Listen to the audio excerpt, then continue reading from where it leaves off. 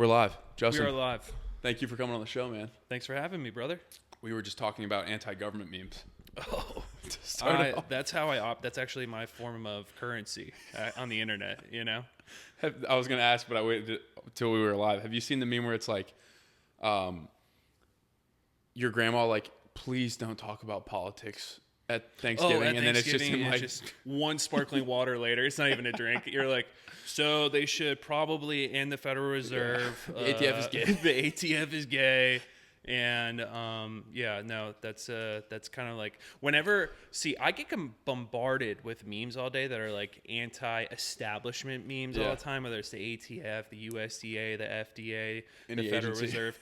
Yeah, I just get it from like people I've never talked to in my life that will follow me. They'll send me those, and I'll be like, "That's just funny that's how I'm known." you're on some Like, lists. There's no two ways there's about it. no way, dude. I'm on the top of the list. Sometimes I go to the airport with like the idea that maybe this time they're not going to let me fly. Like, maybe that last this time. meme, too far. Too far. The Hawk to it memes, too much. Too far. Actually, those are the ones they probably laughed at. Right now I'm in the process of getting my first suppressor. Yeah. And I make a lot of ATF memes because I think it's just it's an unconstitutional organization that I think giving it the best that I can, like as far as credit for what they do. I know that they stop criminals, but what they've been doing lately is they've been trying to infringe on rights. Yeah. So the latest thing to come down, so last week or the week before, there was two Supreme Court rulings. One of them was over pistol braces, and the ATF arbitrarily just makes rules. Is that the one where like you can't have a brace on it if it's over a certain inch barrel, or else it's like you're a felon or something? Like Yeah. that? So the rule was like, you can't have a pistol brace, and if I'm messing this up, it's generally like this. You can't have a pistol brace on a pistol, which is anything that's a rifle. See, the word pistol, people are going to immediately think of like that gun right there. Yeah. No, so a pistol can be pretty much anything that you hold with your hand, essentially. Again, these are not technical like definitions, but you can have a rifle caliber pistol with a pistol brace on it, and they do that so that they can have like short barrel rifles or SBRs. Yeah. And the kind of way around registering an SBR, which is a short barrel rifle, because you have to have a Form 3, I believe. Again, I'm messing up the forms and all that stuff right now. But you have to register and pay a tax stamp to have an SBR. So guys were throwing pistol braces on, which was actually developed to help veterans who can't shoot a pistol regularly. Yeah. So that's why that was developed. And then guys were putting the pistol braces on because they're like, well, now I'm running it as a pistol, which means you can't technically shoulder it. It would have to be strapped to your arm. There are instances, I believe, that's legal where you can shoulder it, but it can't be, like you can't always be shouldering it. So if you had less than a 16-inch rifle barrel, then, people would just throw pistol braces on. They create these dumb, arbitrary laws. Like, what a 16-inch, what a 15-inch rifle with a pistol brace, they say it's more accurate, more efficient at killing people. It's so untrue. It's so fake and stupid. I can't stand that stuff. So I always make memes about the ATF because they just make up rules. Yeah, it's so arbitrary. It's like semantic. It's appealing to. It's so that they can say they made a rule. It literally means nothing. Yeah, but they don't have the power is not granted in the Constitution for a bureaucracy to make laws. It has to go through Congress. Congress can't figure its own shit out. Yeah. So I feel like they just make laws. Same with just about every bureaucracy, whether it's the USDA, the FDA. They make laws. They like implement rules. They become sort of like this quasi law, and then you have to go through the court system. That pistol brace law was like, or rule was from like 2021. Yeah. And it just like got through the court system. So at the very least, they just run you through the courts, and like at the end of the day, like a lot of times you're gonna win. Yeah. But they make people overnight felons for nothing. Yeah. It's a war of capitulation in a lot of ways. It's like they create all these things because, I mean, I believe the end state of at least a lot of people in the government today, they want guns to be controlled. Like there's the whole gun control argument and all that stuff. A lot of them just want either just blatantly less guns in America and more in control of the government, which I think is one of the worst ideas you could possibly. Absolutely. I actually saw a clip last night about Tucker Carlson talking about that, and he put it so eloquently. He's basically like, so you want to take guns out of the people's hands so that the government can monopolize guns. That's happened a few times. Every time it's ended up not good. Yeah, I'll tell you every that. time it's like, every oh, time. shit. Yeah, so the idea of the government having a complete monopoly on violence is one of the most dangerous things this country could ever head toward. It's never ended up good. You look at any society in history where the government monopolized violence, and you have genocide. It's just, it never ends up good. And I don't know why we continue to repeat history, but I do understand. I understand people wanting to limit firearms, especially if they don't grow up around them, which is becoming less and less common as people going and doing shooting sports, which is, we'll get into the tactical games, but kids are not exposed to firearms in real life. They see it on Call of Duty and stuff like that. So like it's an imaginary thing. And so it's very easy when you see some, really mentally ill kid go off and kill a bunch of kids with this weapon of war. And yeah, they're going to want to have those things banned. They have no relationship with them. They live in a very, soft, protected, gated suburb outside of whatever major city. They don't experience violence on a daily basis. And they don't see the implications long term of the government having that ability to, load you up into, train cars and ship you to an encampment, which I know people will think that, that's like way too far. But I mean, if you looked at the COVID, the way that people treated each other during COVID, the government was able to divide us and then like turn us against each other. And you had people saying, if you didn't get the vaccine, you should be like killed. Just like completely away from society. You should just be completely a different, separate group of people. And like when did that become appropriate? Australia actually, as far as I understand, Australia had camps. They had camps, dude. Australia is one of the saddest. I am not kidding you. It distresses me because I've never been to Australia. Yeah, I've met handfuls of people from there. I love them all. They're all like the three dudes I'm thinking of. I'm like absolute chads, great dudes. Yeah. I want to spend time with them. They seem like legends. Yeah, it seems like the coolest place ever. Australia as a country. You got Steve Irwin. You got a bunch of other dude. You got so many cool people. And then they do that stuff, and I'm like, fuck, you lost me. Yeah, you just lost me. Because it's also like talk about firearms. It's very, very, very difficult to get a firearm in Australia. It's difficult, and they think it's they think that they're doing themselves good, but then COVID came around, and a lot of those people's minds were changed. Yeah. When they were put into the government literally built like sheds and kept people in them under force of firearms. And that's exactly why this country, I always look at America as like the last standing the bastion. Yeah, of like free society. Not that I think that we're completely free. This, everyone talks about like this experiment that we started. We are so far from the experiment that we started. Like it's been tainted in so many different ways, turned, flipped, manipulated, so that now it's easy for a blue-haired, gender studies major to go, democracy is bad and so is capitalism. I would agree that where we're at right now, it's not probably good in general. It's not helping most people. It's definitely helping the top couple percent of this population. But with that being said, they have manipulated it to serve the, top 10% of people. So we don't have the experiment that we did before. We don't have a free market, in my opinion. We have the illusion of a free market on a local level. So like if you put a product out in your local market, like there's a chance that you'll do really well. But let's say you have a technology. Why are there new technologies there? Why isn't there like another Facebook? Yeah. Why isn't there, and people can say, well, you have, Trump's platform and stuff like that. That'll never take off. Yeah. But you even look at kind of sneaky things like, so like 90% of web traffic goes through Google. Yeah. And so some people will buy Mozilla or get Mozilla Firefox. Google owns Mozilla Firefox. And I was told by a bunch of crypto guys, and, they're kind of, they can be kind of goofy themselves.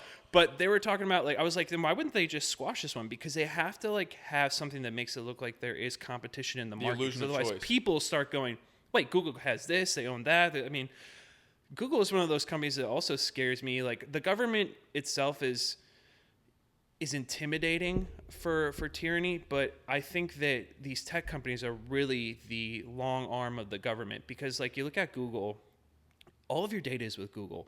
So they own Fitbit. They have the largest search engine in history. What else do they own? Oh, they want to start up a bank. So think about all the data they're going to have on you. They'll have your health. They have phones too. Yeah, they have their phones. That's right. They have the Google Pixel. I have one of those. No way. Yeah. I was literally about to make a joke about only 3 people have those. I'm one of 3 people. You might be the first. But you want to know why? Because Google Pixel is one of the best phones to de-Google. It's super easy to basically put another operating system on. And so I did that with my Google Pixel. So it does not run a Google operating system. Interesting. Yeah. So it doesn't connect to the Google Store, all that sort of stuff. It's sort of like a privacy phone, if you will.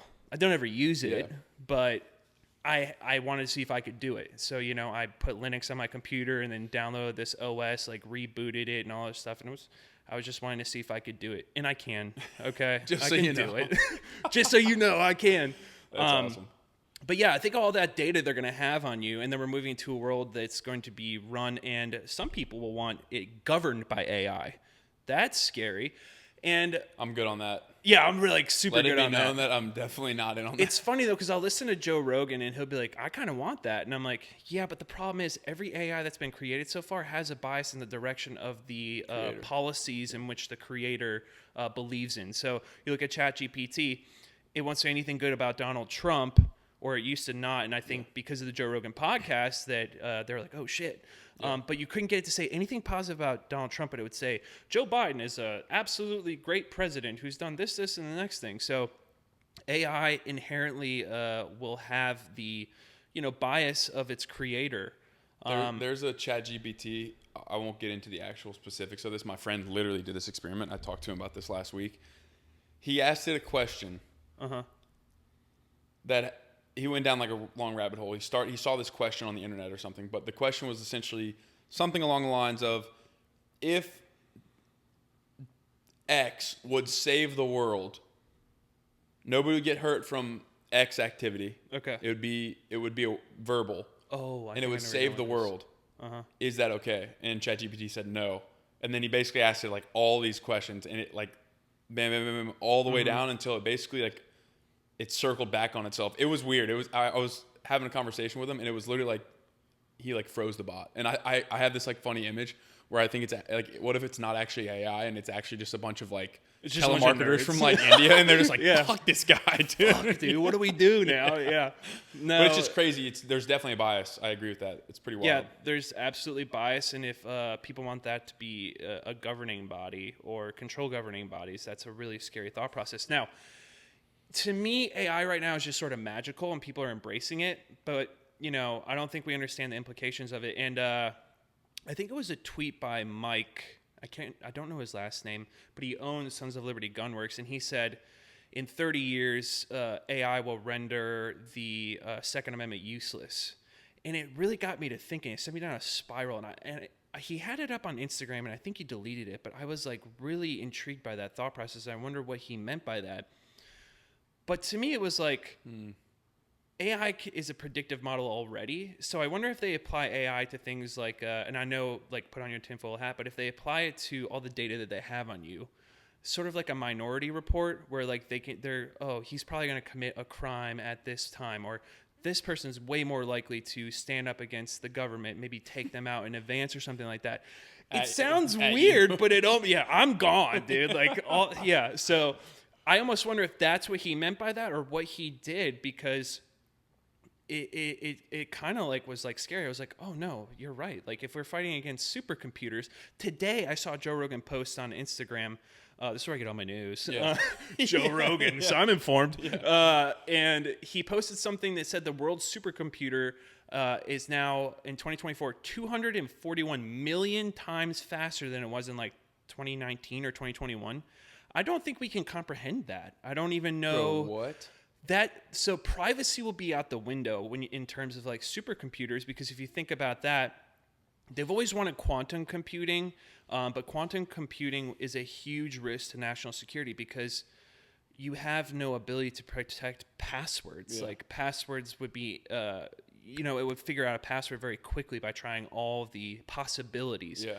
And so crazy. that's a crazy thing to think that we would be coming into. So it's weird because you can't, as a nation, stop and be like, we're not doing AI, like peace, love, and hugs, because everybody else around the world is going to try to compete on that level. Yeah, it's a tool. And, it's a weapon. and it's going to be a shit show if we don't compete on that level. So the human race is going to inevitably bring in this like super quasi intelligence that we don't know where that will go. It's like Age of Ultron. Have you ever seen Civil War: Age of Ultron? No. It's like it's an Avengers movie. I saw Sandlot. Dude, I'm so bad with movies. Dude, Avengers, like the old Marvel, like the original Marvel before they got super woke, like the last handful of years. Everything up until, or most things up until Avengers Endgame, I think is Endgame is the movie. Okay. Dude, it was awesome. Yeah. I was a huge skeptic at first, and then in college, my friends were like, dude, you got to watch this. So I watched them all in chronological order. This is a tangent, but they're phenomenal. Age of Ultron is literally like basically this robot. Like Tony Stark creates this, like, kind of like an AI or kind of like a computer that like ends up becoming an enemy. And I'm like, I'm pretty sure I've seen this before.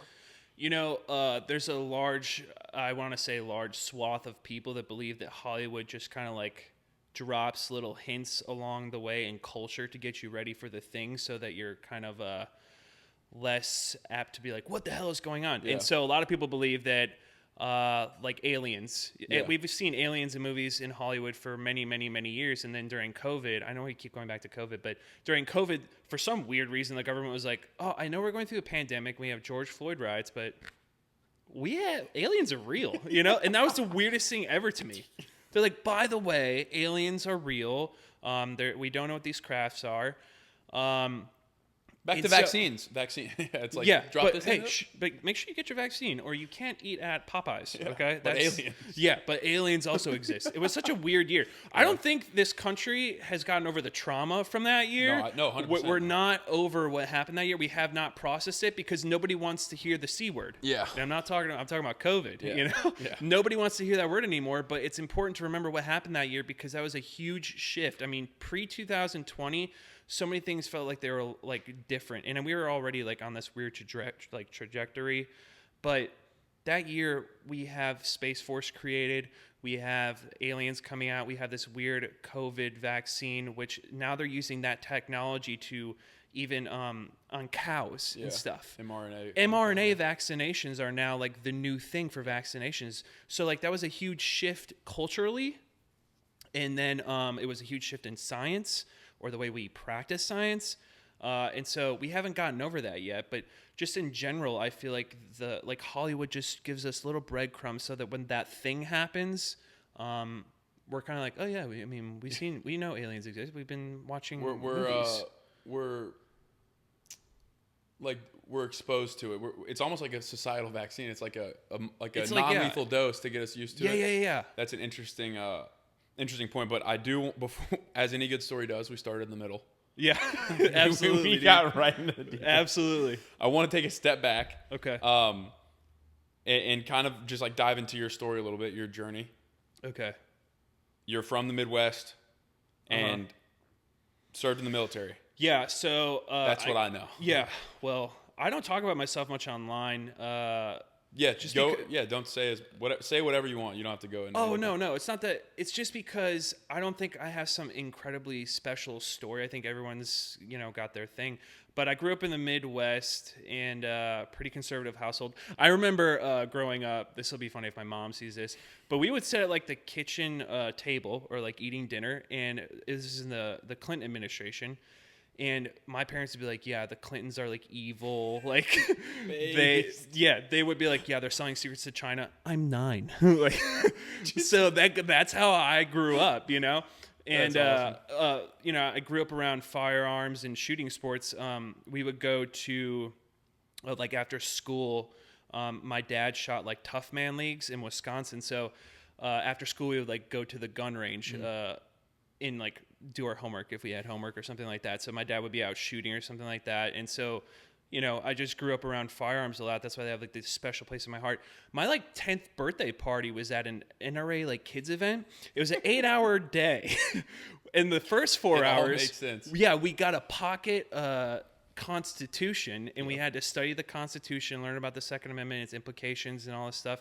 And then like the rest of the day was the cool part. I mean, you're a kid, so you're like, yeah, Constitution. The Constitution is freaking rad. And then the next part of the day, from like noon to like 4, you got to shoot all these guns. So I got to shoot like a musket, an AR-15, which scared me when I was a kid. I mean, it was just like that was so pretty powerful. New back then, yeah. It was very lightly used like weaponry. Like it didn't really pick up until the early 2000s using ARs. So I got like a musket, and then there was like an archery range and shooting trap and stuff like that, and grew up hunting. And so, I wanted to be in the military because I remember watching that show Buds on television. And so I would watch that show, and I was just like, man, I want to do that. It seems so cool, like a hyper masculine environment. Now I would say that, but I just want to be like G.I. Joe. Yeah. And so, yeah, I joined the military, and I originally joined to be a combat medic, or I wanted to join as a combat medic. And this is kind of a funny story, but my recruiter was like, here's what happened. I was working at this oil and gas company, and I worked in the warehouse. I had a really shitty cell phone. This is like 2010. And there's this live program where you pick your job in the Army. Mm-hmm. And I was in talks with the Army recruiter. I didn't want to be a Marine. That guy was crazy. The recruiters for the Marines were like, do you want to fucking join? I was like, well, no, not for you. The Air Force, I wanted to be in the Air Force, but I was too tall to be a pilot. And that's all I ever wanted to be. In fact, as a precursor to the military, I was in Civil Air Patrol. I think I was like 15, 16. I did like Civil Air Patrol, which is like you can actually earn rank and then go into the military, the Air Force, and you like keep your rank. So I did that. And I was too tall and realized that wasn't going to work out for me. So then I went to every recruiter. I never talked to the Marines, or I talked to the Marines, didn't like those guys, but I'd never talked to the Navy because I'm not gay, but I have a Marine family and Navy family, so it's all love. I have Marine friends. Jarrett, shout out. But so I went to the Army, and the Army was like so cool. And my like uncle was like a first sergeant. I think he's like my uncle. I don't know. I treat him like an uncle. I saw him all the time. So he was a first sergeant. He was like doing all these cool stuff throughout the 90s. He was like in Bosnia training like groups and stuff with the Army, and so he kind of like helped me through that process. And I wanted to be a medic, but he wanted me to be EOD. So technically, the first time I went in there, I was like signing up for EOD. EOD is explosive ordnance? Yeah, explosive ordnance, which is extremely difficult Navy school to get through. And I know so many people got kicked out and then put into the job that I ended up in. And so then I went home and told my mom, and she like, I believe I remember her crying. Like, I was like, yeah, I'm going to do. And at the same time, Hurt Locker came out. So my mom thought I was going to be Hurt Locker, like that's good for a mom. That's incredibly good for a mom to sleep on. So then I was like, yeah, I don't know if I really want to do that. I went back to the recruiter and was like, I really want to be like a medic. For some reason, I just like enjoyed that, like the idea of that. Well, that wasn't on this like live like thing you could pull a job off and like get it. So I was like, well, call me when that happens. So I'm working at this warehouse, and I get a call on my shitty cell phone, and I missed it. It went to voicemail, and I listened to it on my lunch break, and I was like, hey, bud, this is blah, blah, blah, the recruiter. The 68 whiskey came up. If you want it, just call me back, and we'll get it. It was thundering and lightning out that day. It was a shitty cell phone, and it had a tin roof. I couldn't get a signal, dude. Oh, no. So I pretended to be sick at work so I could drive to the recruiter office. So I was like, I got a stomach ache. And they're like, okay, go home. I drove as fast as I could to the recruiting office, which was like 45 minutes away. It was raining. I like bust through the door. I have like wet hair. And I was like, hi, I'd like the 68 whiskey job. And they're like, what the hell? And they're like, well, that's not on, but they have 68 X-ray. And I was like, well, what's that? And these recruiters are so sly and smooth, and they know how to talk to a dumb kid. And they're like, well, it's basically like 68 whiskey. You're going to be in the same training place, but you're going to like talk to people about like, going to war and stuff like that. And I was like, I really just didn't comprehend what he was talking about. And he's like, but you go to San Antonio and you're going to train right where the whiskeys are. And like the women are so hot. Like they're going to be so many Air Force girls. Yeah. And in my head, you know, I'm Yeah. like, yeah, I'll do that. That sounds like a really good plan for my life. Like I'm signing up in the middle of a war because he said there was going to be hot chicks in the Air Force there. So, you know, men will be men. So I signed up for it. I go through boot camp and stuff like that, and I actually had a good time at boot camp. It was a great time. I always made my drill sergeants laugh, and they never told me because they were like really hard motherfuckers, but I got promoted in basic training. Like they chose me for a promotion. Damn. And I was like really proud of that. But the only thing I could ever attribute that to, and they would never admit it, is that I would make them laugh, you know? So I got promoted and went to X-ray school down in San Antonio. And this is my first experience with like the deep South. So I went to training in Fort Sill, basic training, and then I went to AIT in San Antonio, which is where all medical for the military goes. And I went to 68 X-ray school, and I was like, what is this? We had a DSM. I was like, dude, I don't want to go to college. If I want to go to college, I want to go. So DSM is like how they assess mental health. Like they use that as like psychologists and stuff. It's a book of like mental health problems that they kind of use to assess and stuff like that. We were like studying that, and it was like a projector. I was like, this is not what I wanted to do in the Army. I want to do some cool shit. Yeah. X-rays are cool. I'm not bagging on them, but it's just not what I wanted to do. But I also didn't want to be infantry because infantry is always open. I had a pretty high ASVAB score, so I had like a lot more ability to do kind of better stuff. I would say that's not true. I sometimes wish I was in the infantry. They looked like they were having some fun. Yeah. But I didn't want to be a grunt because although I wanted to meet hot chicks in San Antonio, I also knew that I probably wasn't going to be in like for my life. Yeah. I just felt like I was going to do my thing and then get out and progress in life. That's kind of what happened. But I go to X-ray school and, I get there. I was like, I have a delayed class. So I was just cleaning for a month because when you can't get into a school, they're like, you got to cut grass out of cracks in the sidewalk, dude. It was so annoying. Like you're just on cleaning details all the time. Anyone in the military who's listening to this is going to have PTSD because like you just clean anything and everything, the same thing every single day. It's so annoying. I get into class. I realize this is so dumb. And I'm like, I have to pass this. This is not interesting to me at all. I don't want to talk to people about their feelings. I don't even know how to do that. Why would they let me do this? You know, You just make fun of them. Yeah. So probably. And so what happened was a couple people were failing out and they were trying. And I got wind that if you failed 2 tests in a row, that they would put you in front of a board and then you would either get kicked out of the military or reclassed. So I took my chances. I bet on myself. It usually works out. I failed 2 tests in a row. I was just like down the Scantron, like A, B, C, D, all the way down the Scantron. I failed twice. And they're like, well, you know, you're going to possibly be kicked out of the military. And I was like, I know that I'm going to go in front of a board.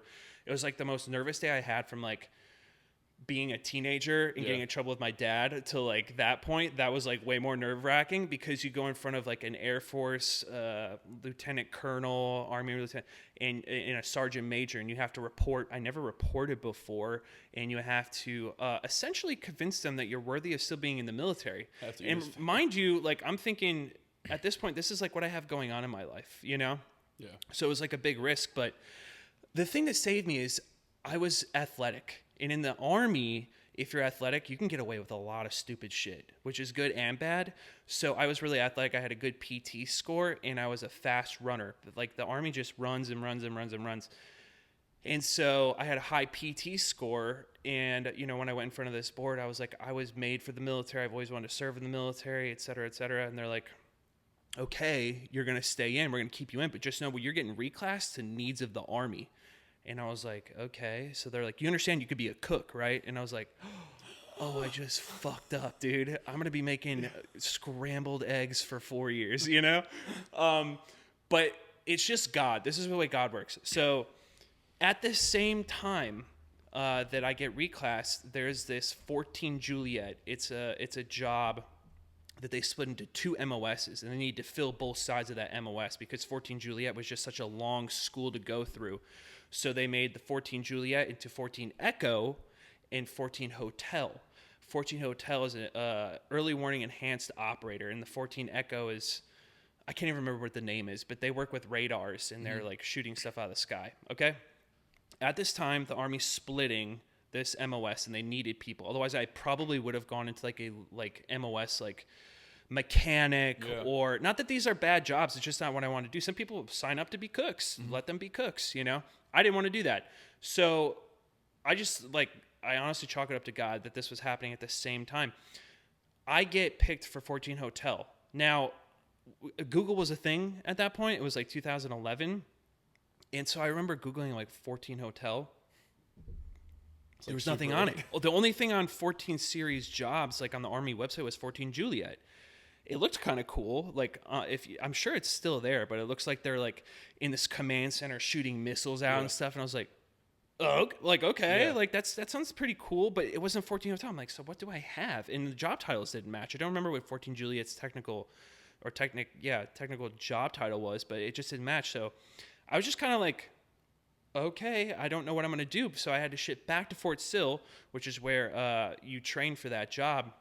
And that's when I found out what it was.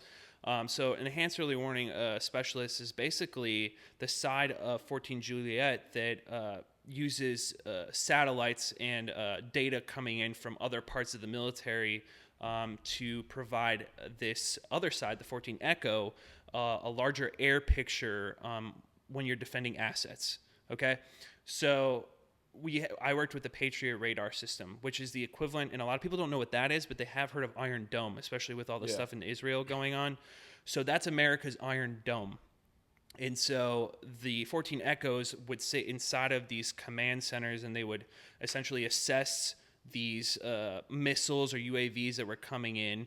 But they only can see out so far. So my job was basically to take in information from AWACS, Aegis. AWACS would be the Air Force. It's these giant planes that have a satellite dish on top.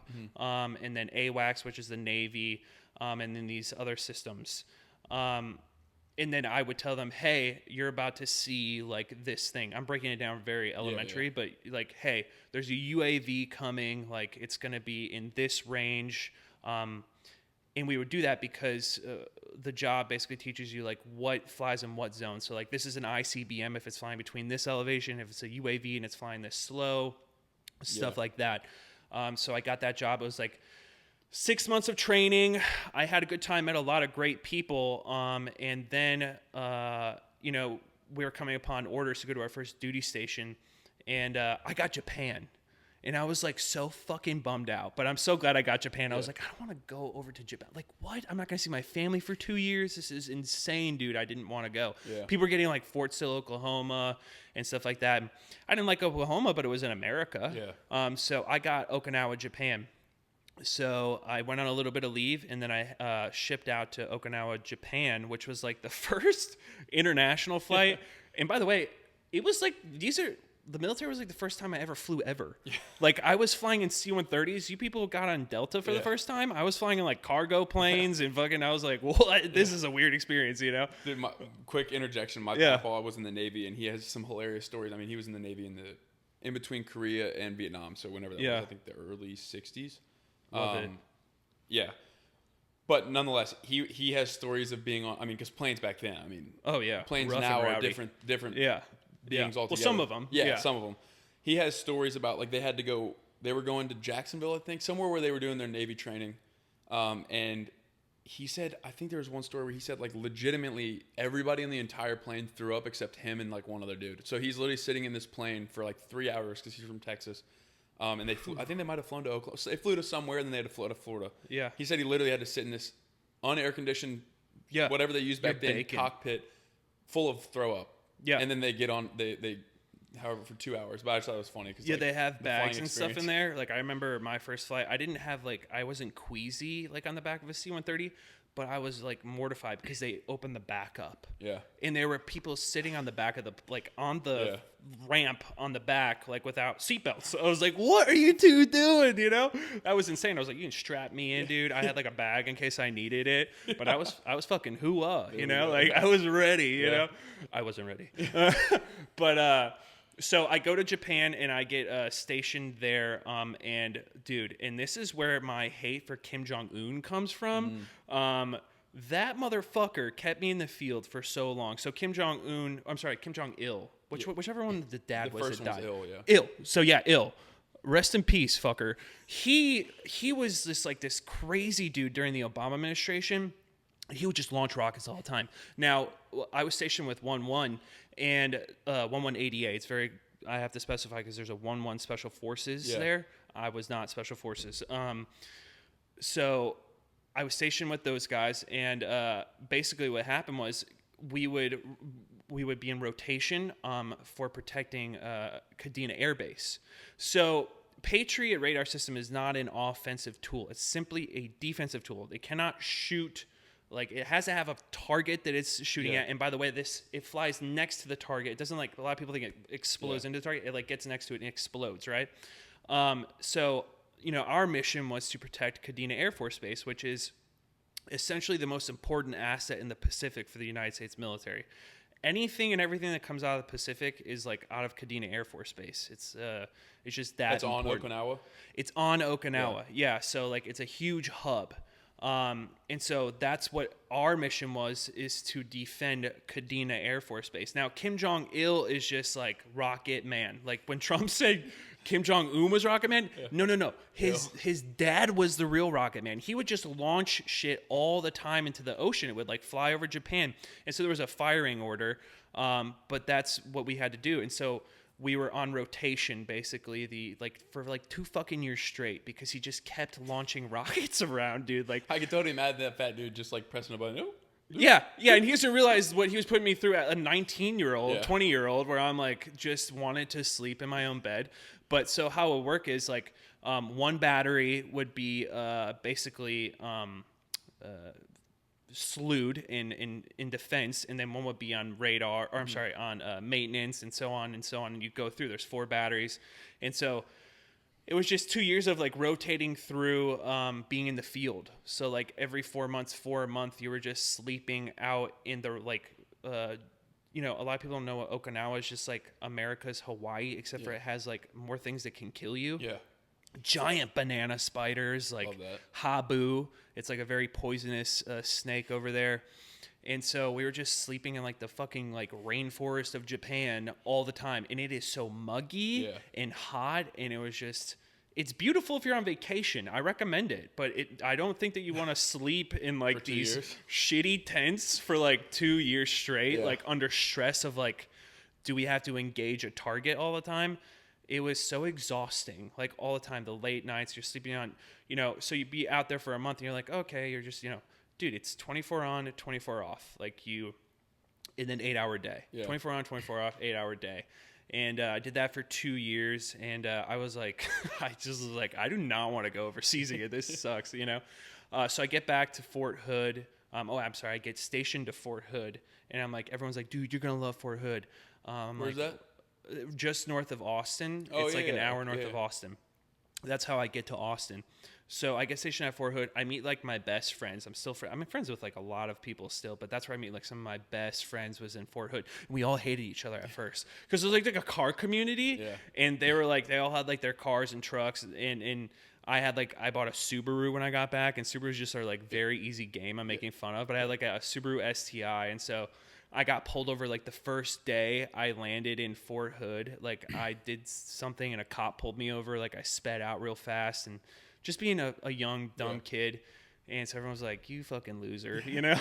So I came into my battery, like, and by the way, none of these guys that ever deployed or actually seen, well, not all of them, but a lot of the people had never, like, been in rotation sort of stuff before. So I was just kind of feeling like I was like, you guys don't know what it's like, you know, like, to not sleep for 2 years. You have no idea. So I made friends with them, and then they were getting sent. They came upon orders by Big Army to get sent to Kuwait on a rotation to Kuwait. And I was like, dude, I'm so happy that I'm not going to Kuwait, etc. But all my friends were going. So, like, I was kind of getting this, like, FOMO as they were, like, starting to train up. And I was like, I was about to ETS out of the Army.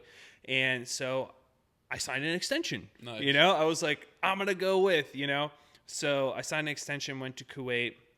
did sort of the same thing, protecting assets, in Kuwait.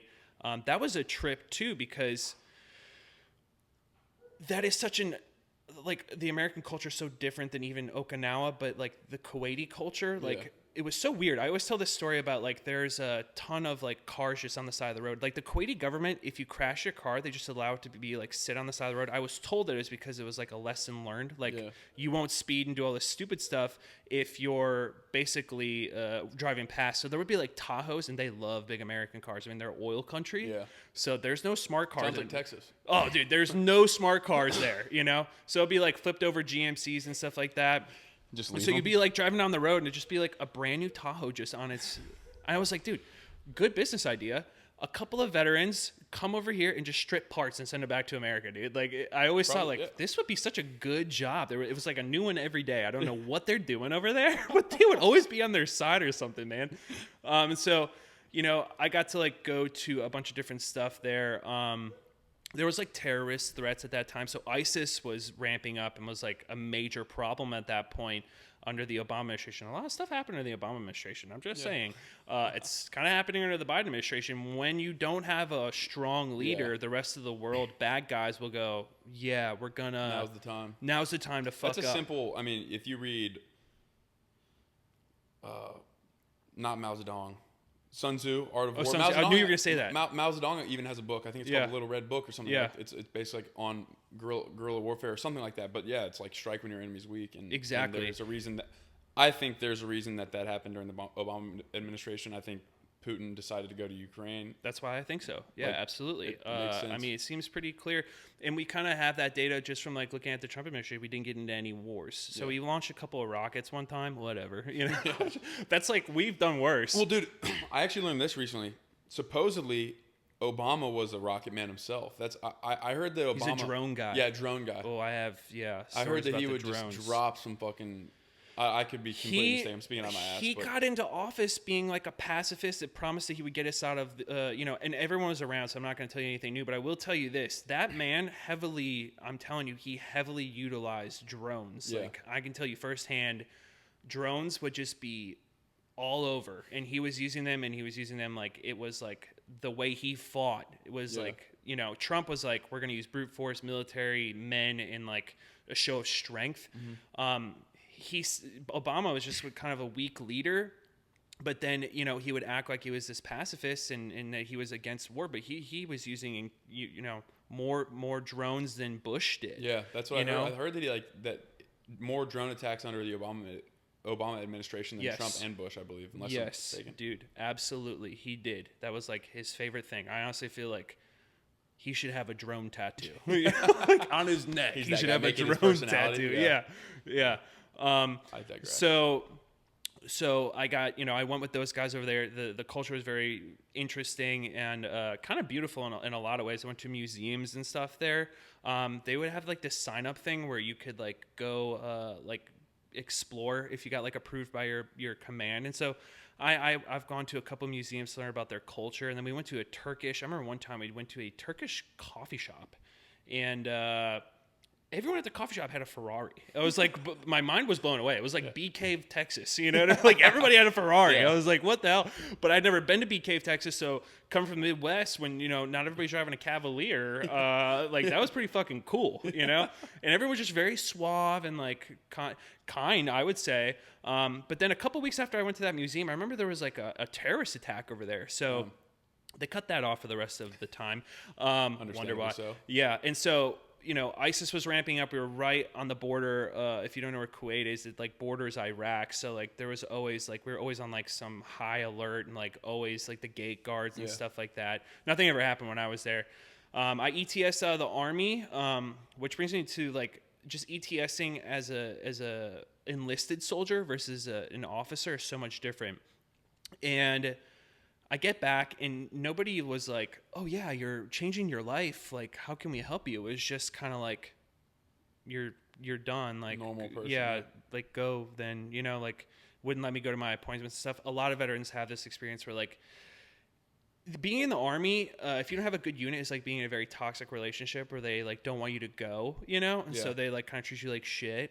And so Yeah, I think a lot of veterans have this in common with me, but like you kind of like go through these ETS classes that they say will help you, and they build you like a resume and stuff, but in the meantime, you kind of land on your feet, and you don't like have any real good access to or understanding of the resources that are available. And I say that because they'll make you go through a 7-day class, and they expect like veterans who have been doing this thing.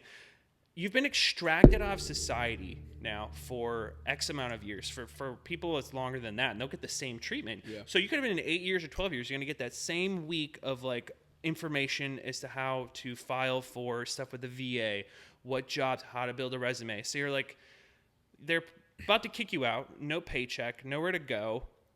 They pay for you to go back to the place that you enlisted in. So mine was Milwaukee. I didn't go back to Milwaukee. I came to Austin, Texas. So you're just out. Yeah. And you kind of just like land on your feet, and you're like figuring stuff out afterward, because a week is not enough time to transition from 4 years of being extracted from those hyper masculine shoot down missiles into like a feminine society mostly that's like you can't say that or do that, and you don't have a paycheck. And so a lot of veterans get out, and I think that they have a lack of purpose and understanding of like what they're supposed to do. The resources are very lacking. It's much different for officers because they come in with an education, or they get an education through becoming an officer.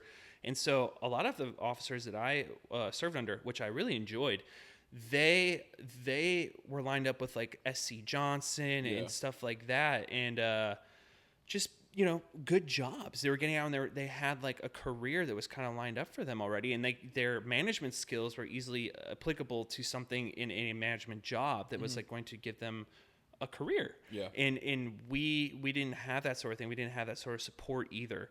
So I got out, and I'm like, what am I doing? So I just like start working at like a supplement shop while I try to go to school and like sign up for that. And it was just a pain in the ass, dude. And one thing that I hope to change in the future is I really enjoy veterans. They're the most annoying, moronic group of people that I absolutely love. Like they're all me, but I feel bad for them, because when you get done and they just kind of put you out, and you're just like, you walk outside of the gate and you're like a free person, you kind of like lost your identity. Yeah. And so one of the things, my advice to people is, if they're going to join the military now, is you have to build an identity outside the military before you leave it, because otherwise you're going to be left with like a gaping hole as to like who you are. And that's not true for everybody. But I think the numbers don't lie. Like veterans get out, they have mental health problems and stuff like that. And then they have really what I think is like the biggest thing is they have like a lack of purpose. Yeah. And then all the guys that you slept with, you were in college, you played ball. Mm-hmm. Those are your fucking boys. You sleep with them, you eat with them, you're fucking training with those guys all the time. You laugh, you cry, you fucking beat each other up. Yep. And then you go off into separate places, and you're like, oh shit, I can't like... I don't hang out with 18-year-old kids that just, and I'm only like, when I got out, I was like 25.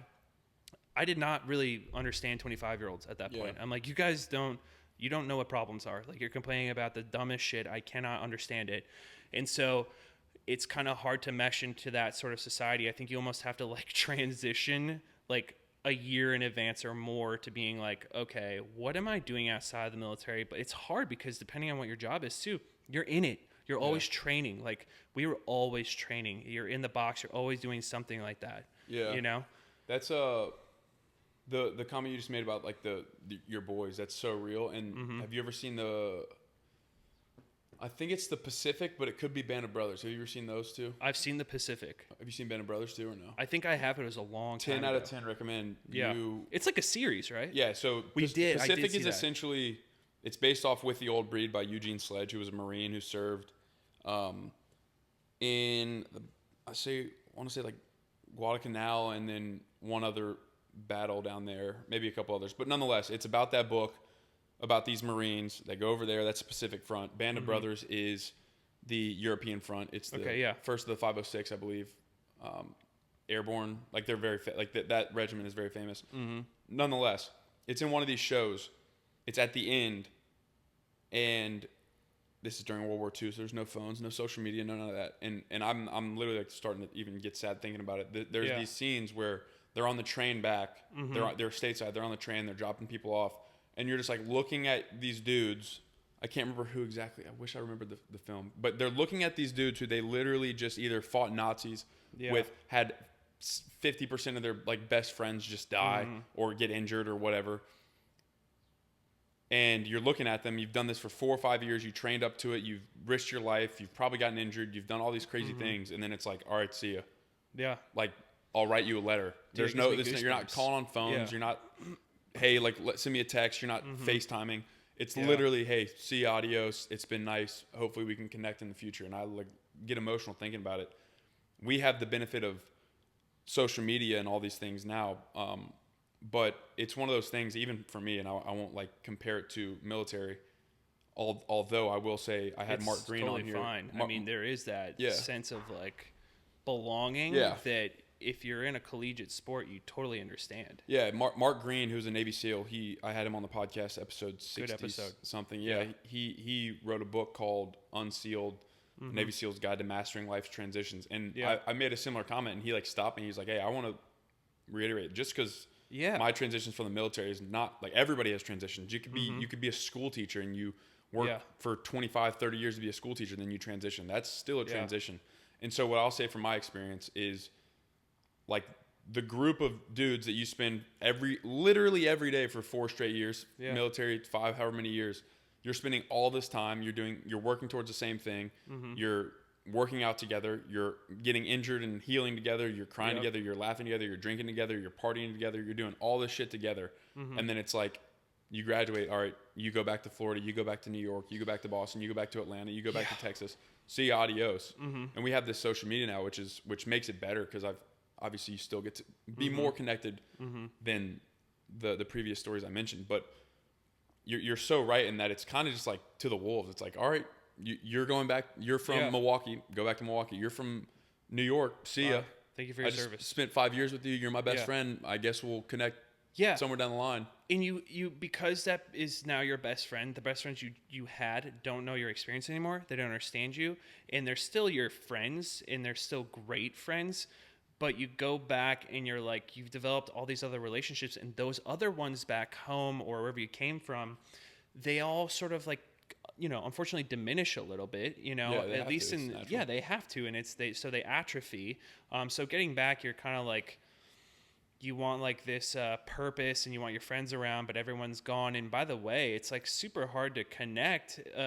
Even so, you see everybody on social media, but it kind of makes you more sad, because you're like, fuck, man, I miss that guy. I miss hanging out with those dudes, It was more cut and dry back then. It was like, we're gone. It's just different. Yeah. And I think maybe not a benefit, but like, after World War II, I do think that was a war that was worth fighting for also. Yeah. So those guys came back with a pride, and America was proud of them. People opened them. They were like, oh my gosh. They were proud. Yeah, exactly. It was a much different war than when we fought now. Now people will say thank you for your service, but they don't, I don't think, really appreciate the things that, veterans have gone through. And no shame to them, it was not a justified war. Yeah. There was no weapons of mass destruction. We should not have been there. It seems like it was a very bad war to be in. And I think nowadays everybody realizes that. Even like, you can't even get on a Republican stage anymore and say that the war in Iraq was a good idea. Yeah. If you do, you're going to get booed. Yeah. And that's where we need to be in the society. It's not good to occupy countries for bankers in the military industrial complex. It's not good to do that. So you come back as a veteran and you kind of like have this awakening. Now mine started to happen while I was in. I was like, wait, why are we here? Yeah. What are we doing? I don't even really understand what we're... Kadena, I understood. Like, you're protecting an air base, okay? You can make the... You could make the argument that that's an occupation of Japan and stuff like that. I won't really get into it because we still have to have national security. It's different. It's not not like a full-fledged military occupation. Yeah, and we employ a lot of Japanese. That there's to be a certain number when we're in these countries and stuff like that. But largely, like, I just saw a statistic the other day that was put out by Pat Beck-Davidson and Valuetainment, and it was like hundreds of thousands of active duty soldiers just stationed in like Germany, Japan, et cetera, et cetera. I almost feel like, with what's going on in immigration and stuff, like we don't take any of our own stuff seriously. Like bring them back. The border, I don't mind having a presence in some of these countries, obviously, especially if it's beneficial to them. But yeah, you know, when they came back from World War II, it was like we killed Nazis and we ended genocide. And when you come back from this war, it's like I lost a lot of friends, and then it all came to a head in 2020. Was it one? Yeah, it's When fall they 2021. yeah. So Biden pulls out of Afghanistan, and this deal is like brokered by the Trump administration. I think the execution, everyone pretty much agrees, was stupid, or at least if you don't agree, I don't think you know what you're talking about. We left like weapons and tons of stuff. Oh my god, dude! There's like I heard stories of like they want me to register my pistol brace, dude. They left like helicopters. Yeah, helicopters. I heard. What are you one story talking about? Like a freaking like not like an airfield, but like a parking lot full of like Dude, full of like armored vehicles. NVGs, just like, armored vehicles. You do not want to go back in Afghanistan for a war anytime soon. Like they have it. Be coming out. They like, got it, dude. And they're rollerblading now. Yeah. Okay. I saw ISIS rollerblade. Dude, the Taliban Right has here? rollerblades, brother. I don't want to fuck with the Taliban. Dude, what did you just say? You said something that really stuck out to me. Well, when they came back. Have you heard Jesus Saves by Riley Green, the country song? No. Incredible song, dude. Yeah. Oh my gosh. I it. remember vividly, I was on E. Cesar Chavez like Friday came out like maybe 3 months ago or something, 2 months ago. I was listening to it, I was like, this song's fucking incredible. Okay. It's about, he's driving down the road, he sees this homeless guy holding a sign, he stops and he just like talks to him. Long story short, he's like, my dad left when I was young, whatever.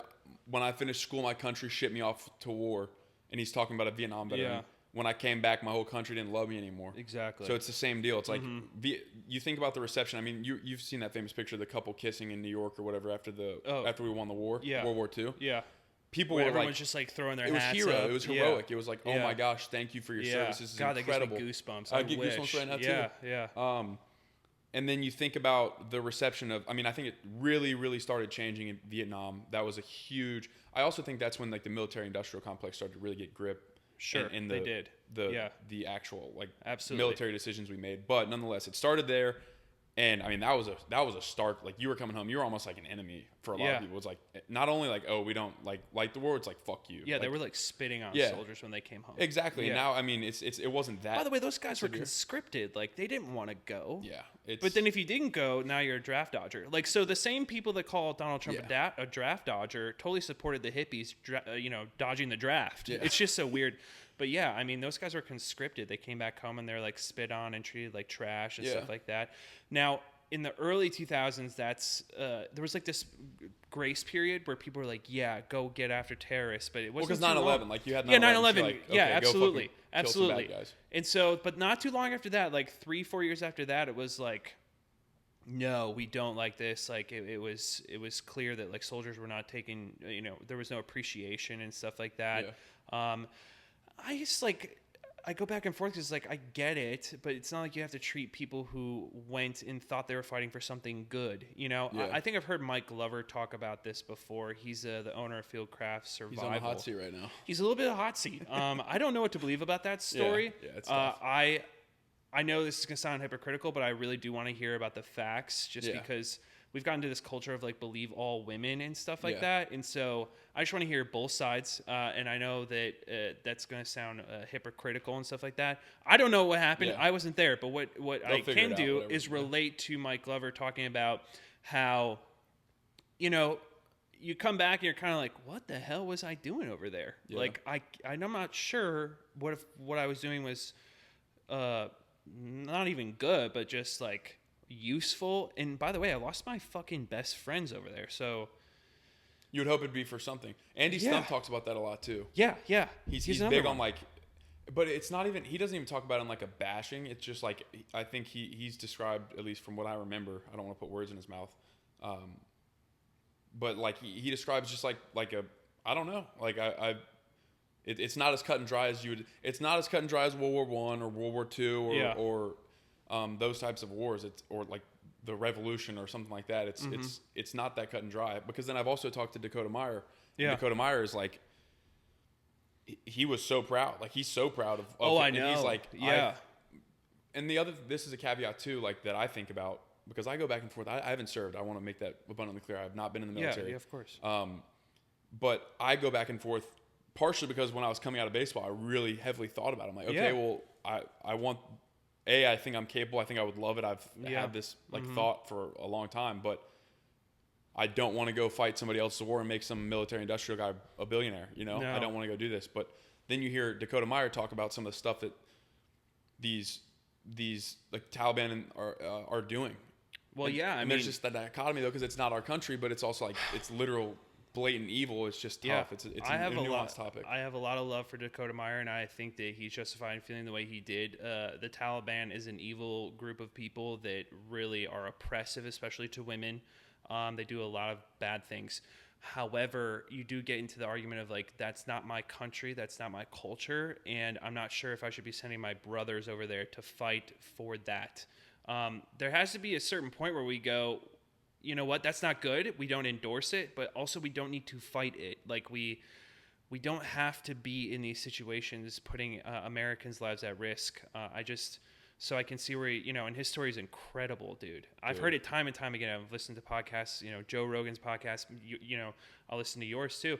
It's just, I think on a small scale, you can make a dent, but we did not change anything. Yeah. And that's what I'm getting at. If you look at the broad picture of what's going on in the Middle East, it was destabilized with the execution of Saddam Hussein, which was not a good guy. I'm not endorsing any of these pieces of shit. Terrible people. You almost have to take the bad over the worse. Yeah. So yeah, on a grand scale, I don't think it was worth it. And I don't think I don't think men and women deserve to die over there for that. I think it did have a lot to do with money and the military-industrial conflicts and a lot of lies. Yeah. And but on the small scale, if you were a guy who is over there eliminating terrorists from the earth, like Tim Kennedy always talks about too, I'm sure he's very proud of what he's done. I don't know if he's talked about it directly, of just like how he feels about it versus what he did. But on a micro level, Tim Kennedy did some fucking awesome stuff, and he eliminated evil from the world. And that is applaudable and it's honorable. But the entire military in a whole, it was not a justified war. Like, it just wasn't. And I think if we could just say that those two things can exist at the same time, maybe we won't make the same mistakes again in the future, which we're making right now. So I hope that the American public just learns from their lessons, and we don't keep sending, stuff to Ukraine and getting into this big poke the bear with Russia. You do not want a war in a European front in a foreign country with a nuclear power. I don't know why we're doing that. That's a whole different story, but it's just like on the microcosm, on the small level, those guys made a difference, and I thank God for them. On a large level, we shouldn't have been there. We didn't need to be there. And if we could just sort of like not do that anymore, I think we would be a better off country. Like, we should put some more resources into the things that are going on here in America. We've got a lot of problems. We've got metabolic problems. I'm a big health and wellness guy, like you. We've got obesity. We have rising inflation. We do not have to and need to be spending our time overseas fixing the world's problems over there, pretending like it's going to make anything better. The last 3 or 4 wars, we have not made any progress in making the world like us.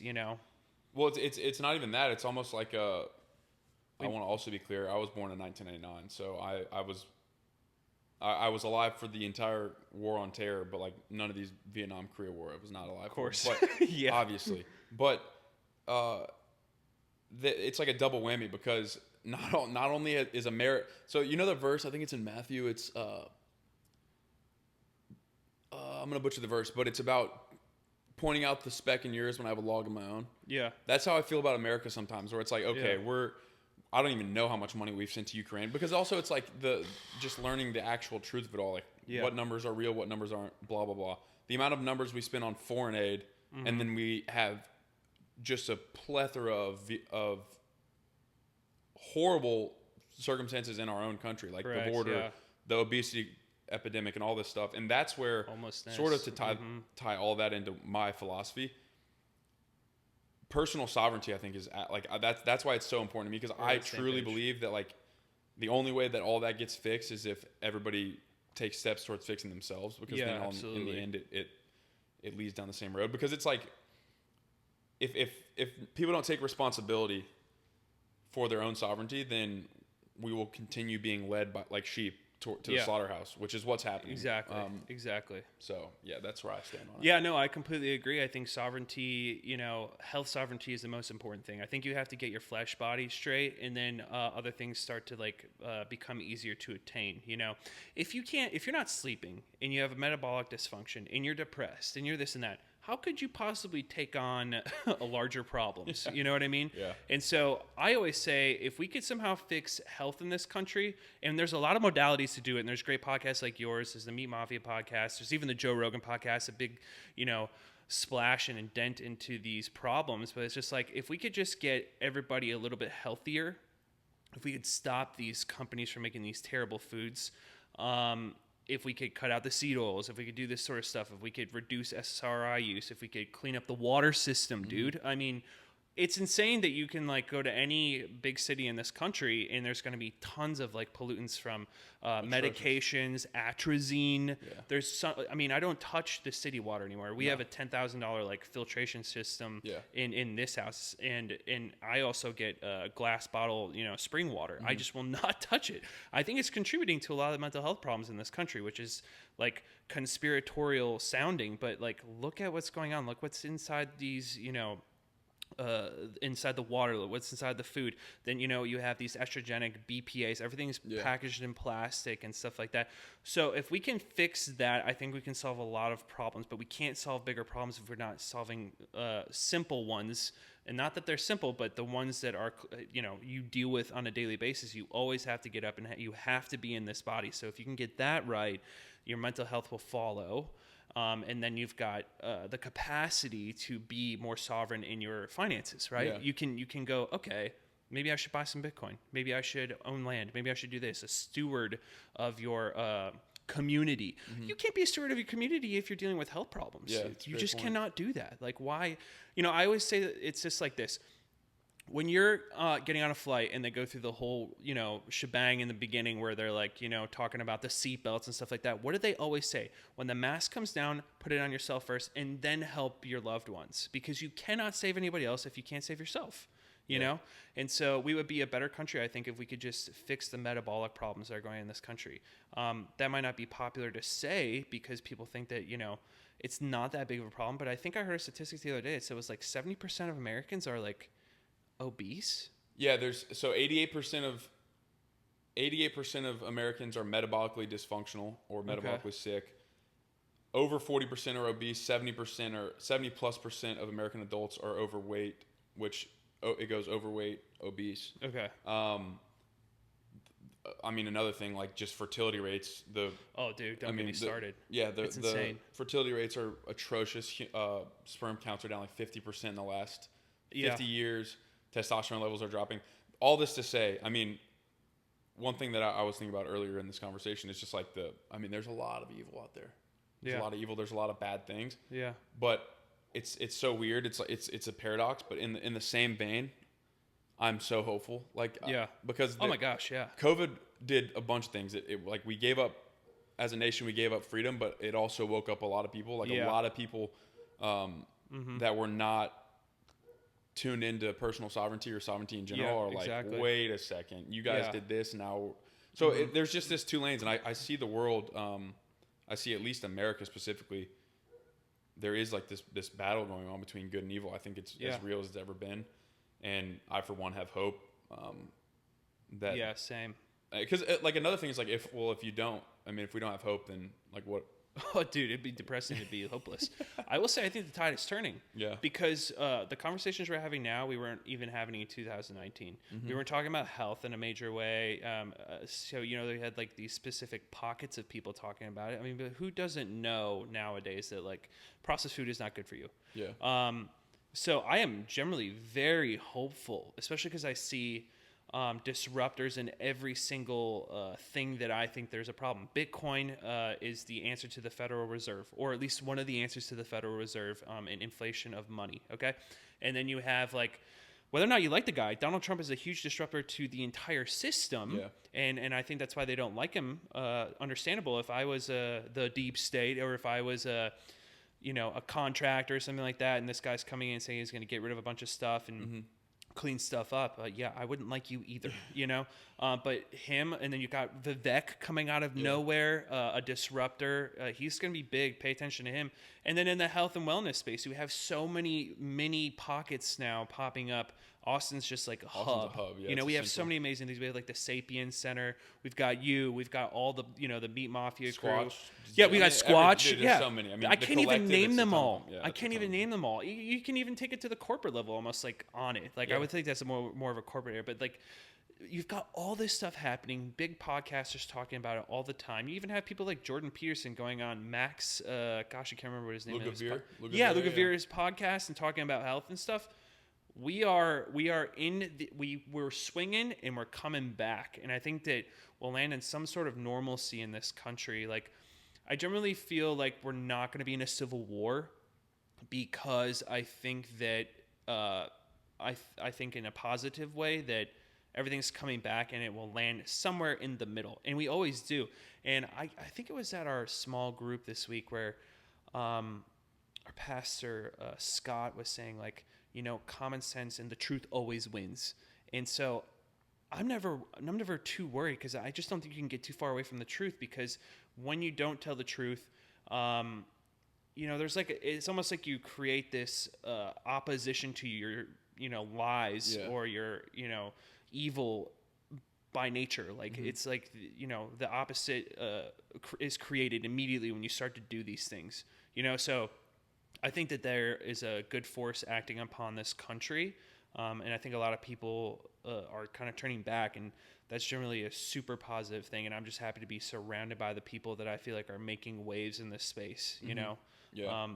Just to be in Austin, Texas is like an absolute blessing. So many things going on. I mean, just even things like the seed oil movement. We've got tons of restaurants here now that are going seed oil free. Like, amazing. That's a good. So the way that I look at it is things like that. Like, there's obviously so much money, and there is so much. Some of these businesses are to the point where, like, these corrupt businesses.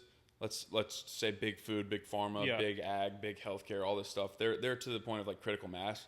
They will. It will be very hard to completely cull like these corporations that have trillions of dollars, billions and billions and billions of dollars. But when you see a company like Kraft Heinz buy Primal Kitchen, there's a negative side of that, but there's also, they see that as an investment. They see that as that company's growing, and that company's growing for a reason. I just had some Dose chips. Have you ever had Dose chips? No. I follow that on Instagram. Dude, I just had them for the first time. I'm jealous, but you can't buy them though. Dude, I just got them from Nick. Hook me up, dude. Dude, tell him I said what's up. I love what he's doing. Phenomenal chip. They look delicious. I just had a whole bag on the way here. Tallow, right? Yeah, tallow. But my point is, you got Zeke. Hopefully they make it out. You've got Sweet Green, Stop Using Seed Oils, which is a national chain. You've got Hop Dotty, freaking burger. Dude, they're kill burgers. It, dude. I love my whole Hop point Dotty. is, like, to me, that's the type of stuff that makes me hopeful.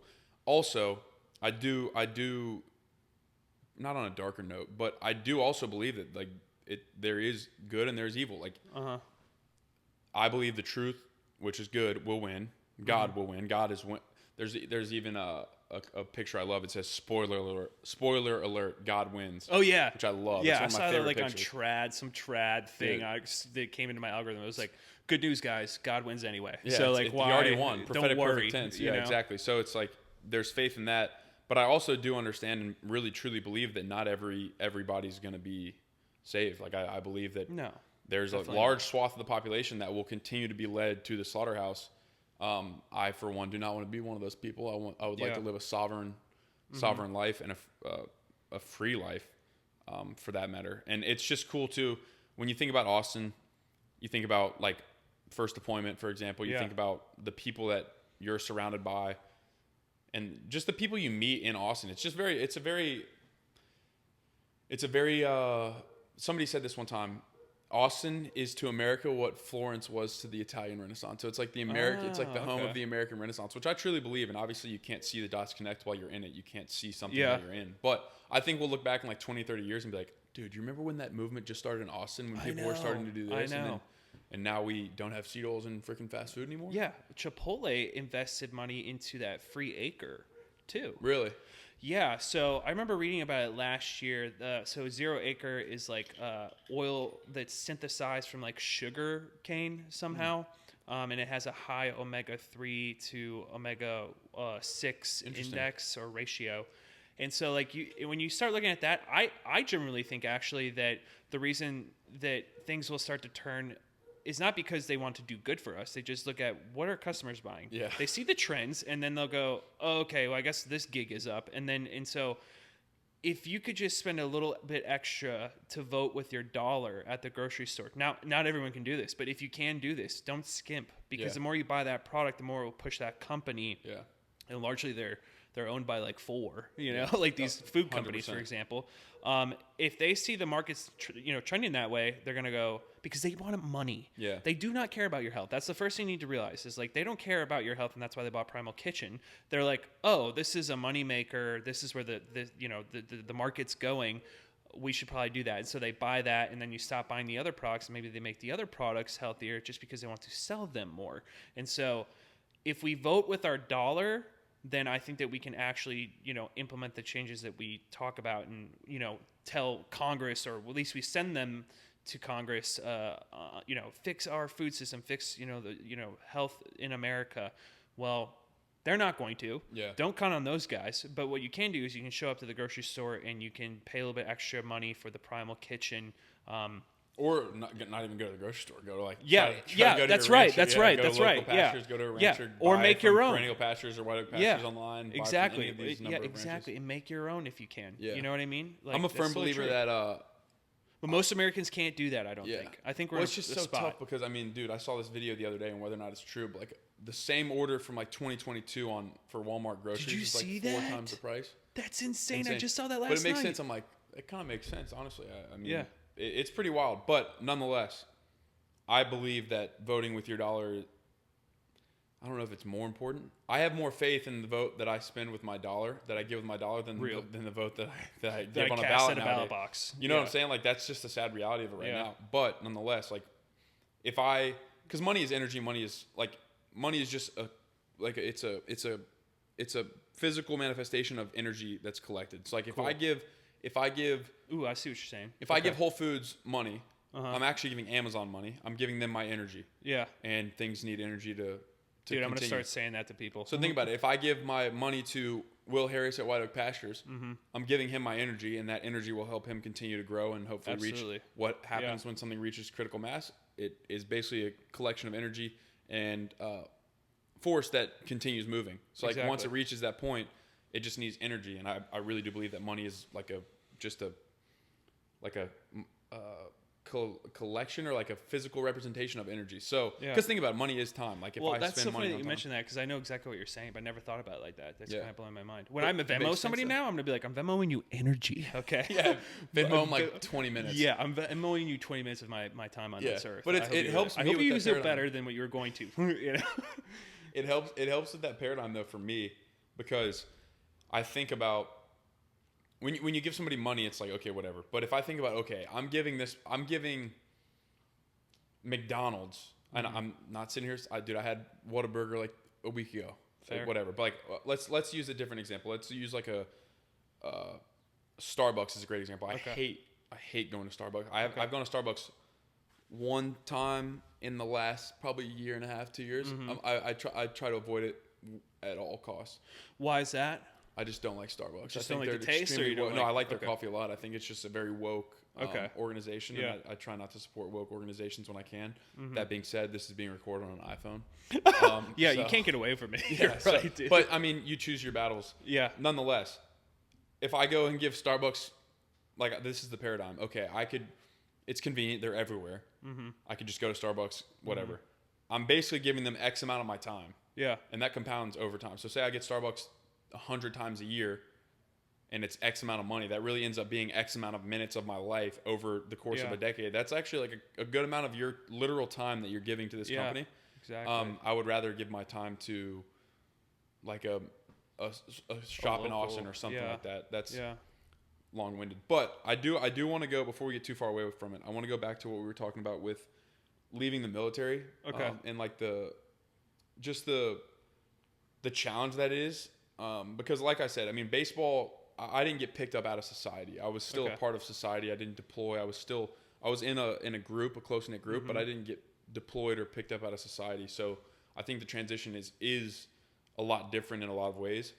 What are some things that I'm genuinely curious, like how did you find or navigate that transition, like from you or from like your friends that you've talked to? Like what are some ways, because the other reality is this, like I don't know the suicide numbers of veterans, but it's like really high. Dude, I just looked at it yesterday because I was generally curious, and it's gone up 10% since 2021. So now it's up to 17 veterans a day. I think it was like 11 or something like that. That's crazy, man. And so now it's gone up since the pandemic 10%. Think about that in any other way. You're thinking, oh, 10%. I mean, like, that's not good, but that's not a lot.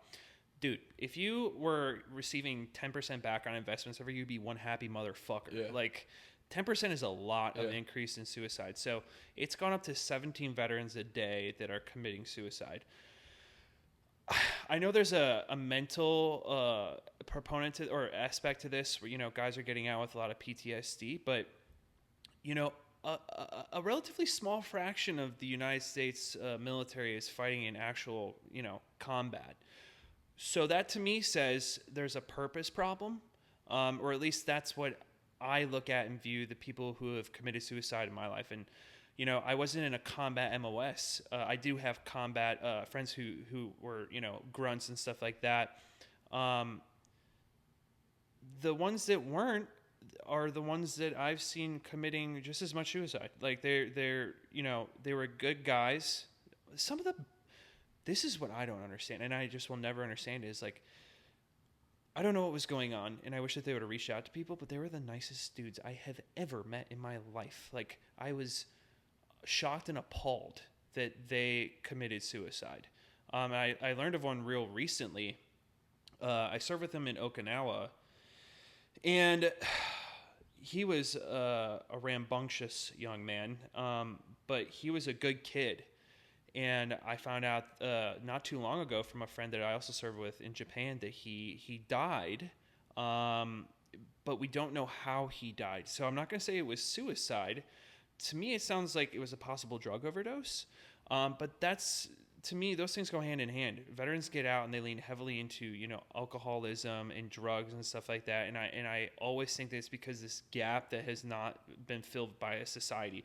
And you get out and you have like real world problems when you're in the military. You have, even if you're not war, you're in garrison, there's some real bad implications if you're like late. Mm-hmm. You cannot be late. You cannot fuck up. You have to be responsible, or else you have to be extremely responsible. Yeah. So there's real problems that you're solving all of the time for yourself, and you're engaged. When you're not engaged, that's a real dark place that you can go. For myself, when I got out, it was difficult because I almost rejected being in the military because I wanted to just not be associated with that anymore, because there is a lot of negative implications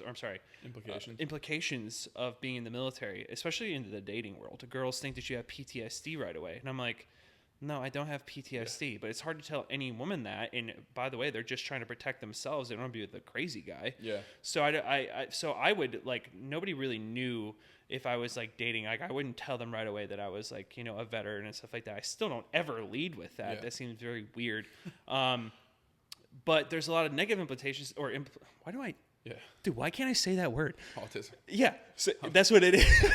So I kind of like rejected and pushed that away, and I'm kind of like leaning back into that now because I know that's like a huge part of who I am.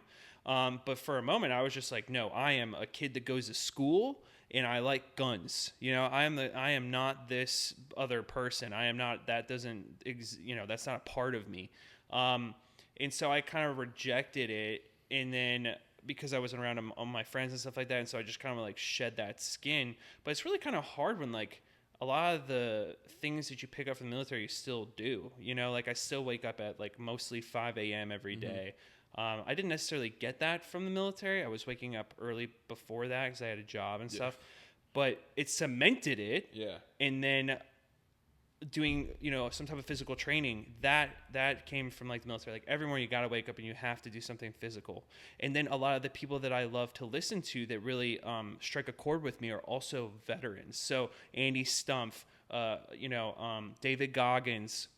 I don't care if you like these guys. They resonate with me. Jocko Willink. These guys feel like they understand me, and so they're talking to me when they're on their podcasts. Even Joe Rogan, when he sometimes talks, it's like, wow, like he kind of gets it. He's not a veteran, but like these people are talking to me. And so now that I lean into that, it's a little bit better. But when I first got out, I was like, I don't want to be any part of that and stuff like that. And so I would say that I didn't work up soon enough in advance to, disengaging and creating a different identity for myself. So when I got out, I was just like, who am I? And I would latch on to like other stuff that I could associate myself with. Yeah. And I don't think it's good to associate yourself with anything. So like right now I do the tactical games, and I make a concerted effort to not associate myself as a guy who is a tactical games athlete. Yeah.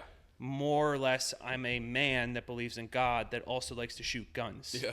That seems to be a healthier way, but I think guys get out and they associate themselves with a new thing. It's like filling this gap, and hopefully that's not drinking for you or doing drugs for you. But if it is, that's a dangerous place to go, and I think a lot of veterans, they end up in that space, and then they're not fulfilled because I think we largely live in more of a feminine society. So we have to deal with real problems when you get out and you go into, let's say you get into a corporate world. We have to deal with transgressions. I've never had to deal with transgressions. Everybody's giving each other shit all the time. Yeah. You better be squared away. Otherwise we're going to find the thing that is not about you, and we're going to fucking expose it, and we're just going to make fun of you all the time. And it's all in good, faith. Yeah. But you got to have a thick skin, And then I think you get out and, she, her in your bio. Otherwise you're like a racist, like we're not used to this. And by the way, in the military, race is there, but it's a fun thing. Yeah. So everybody makes fun of everybody where they come from. Louisiana, Alabama, Midwest, New York, California. Everybody has these things about them. So it doesn't matter if you're white, black, Hispanic, or whatever. Everybody's poking fun at each other's race, and it's just camaraderie, dude. Yeah. And on the outside, this country doesn't have camaraderie. Well, people can't make fun. I'm a firm believer in that. Actually, believer. Baseball is the same type deal. The amount of the jokes that are told in locker rooms or wherever you guys convene and bunk, whatever it is. It's it's part of it. It's what actually makes it. Yeah. A, it makes it fun because they're hilarious. Yeah. And B, it actually builds camaraderie. Because if I can say, hey, look, dude, this about you is fucking hilarious. Everybody laughs, and then we go do some exercise or some training exercise, and I'm picking up slack. By the way, for you. And I roast you back. Yeah, exactly. Yeah, it's just it's part of being a guy. And I think you're right. We do live in a feminine society. This is a whole nother topic, but go for it. I think it's mostly this is the Tyro experience. Yeah, exactly. It is. Let's go. I think it's I think that's a result of just weak men. I mean, you know the saying. I know the quote. Everybody knows the quote. Cigarette men create good times. Oh, cigarette man. Yeah. You can replace any type of badass man in that sense, cigarette man, gun man, whatever. Yeah, good times create weed men. Weed men create hard times. Yeah, hard times create cigarette men. Yeah, it's so true. No, it's but so true. You know the quote. But nonetheless, I think you're right. That's for me. Fitness was definitely a thing. I also just think Austin's so cool because it has you have to try almost. If you live in Austin and you're and you go to a gym or you go to a coffee shop or you put yourself out there in any capacity, you almost have to try not to create a community just because people are so open to it. And I heard this example one time, which was awesome. So you go back to, I'm from Atlanta. So say I went to college and I go back to Atlanta. Atlanta is filled with people that went to college and then came back to Atlanta. So it's all people from Atlanta that went to college that came back to Atlanta. Okay. Austin is a bunch of people that went to college or that are from Atlanta, went to college, and then came to Austin. So it's they're not actually from Atlanta, but they're people from all over that go to college or do whatever, and then they come to Austin.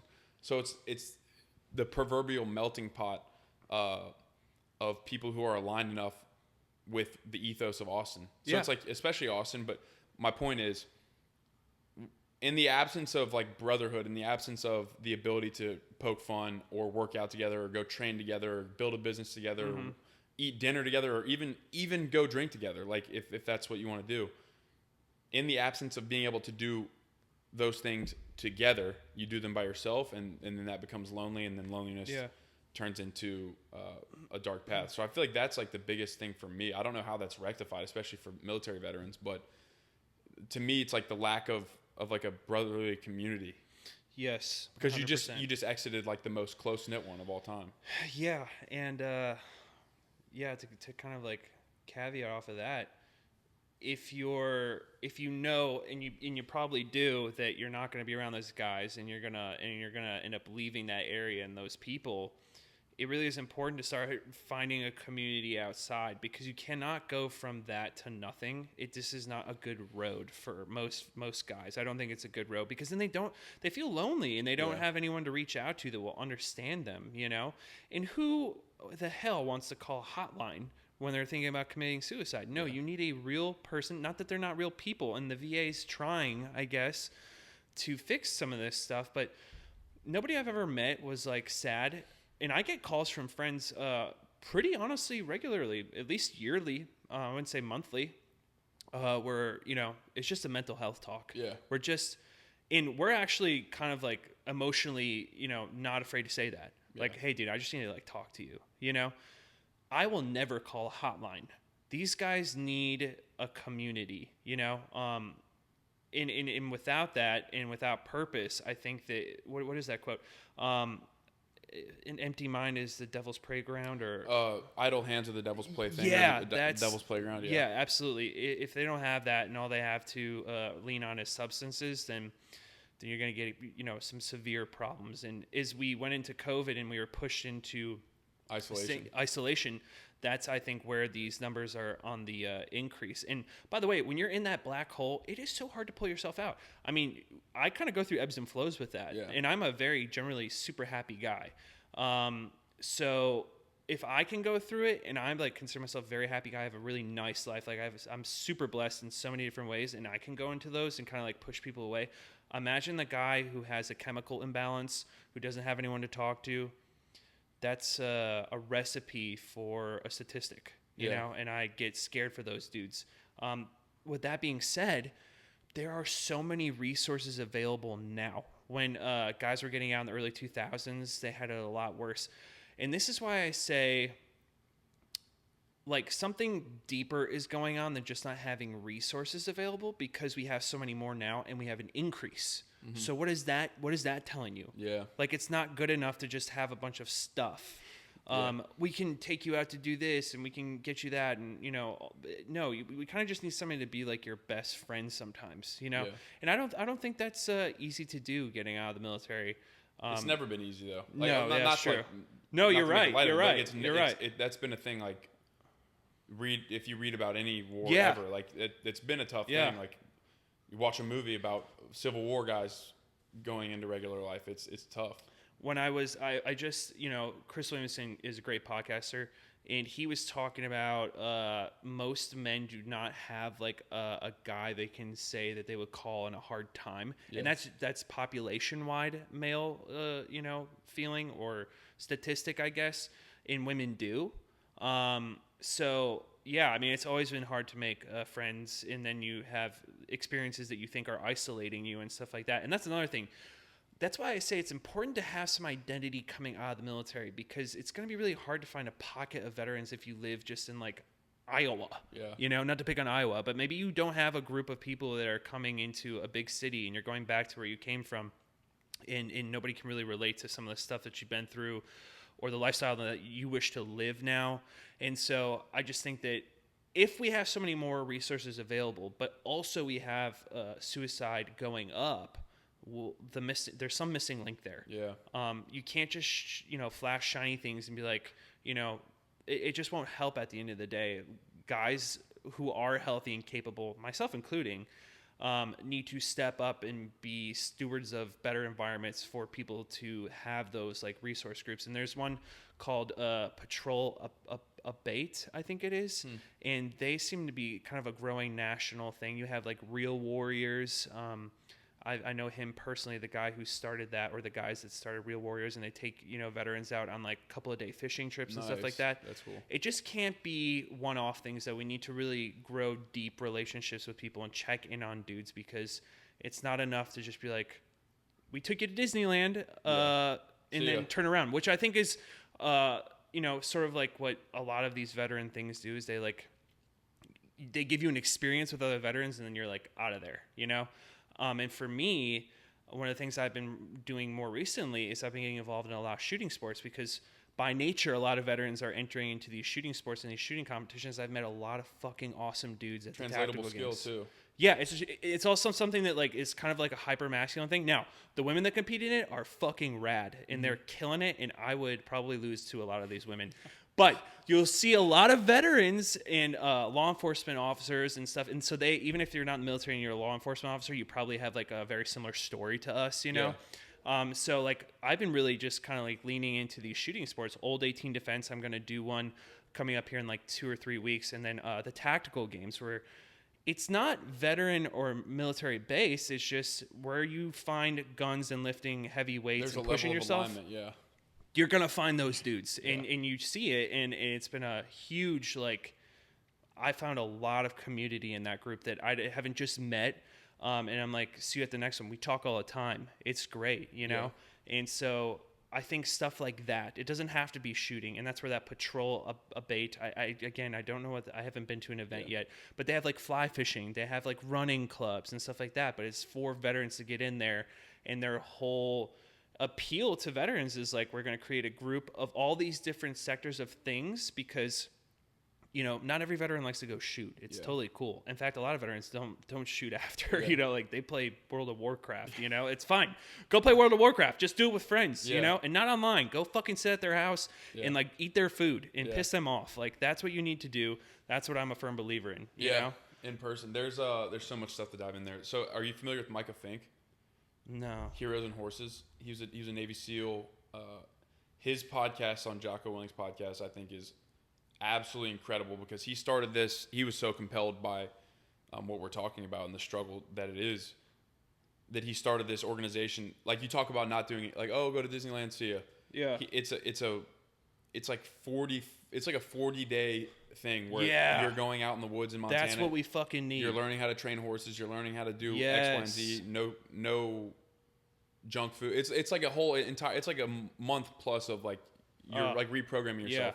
And I think that podcast is a great resource for me as somebody who's not like who doesn't relate to that degree.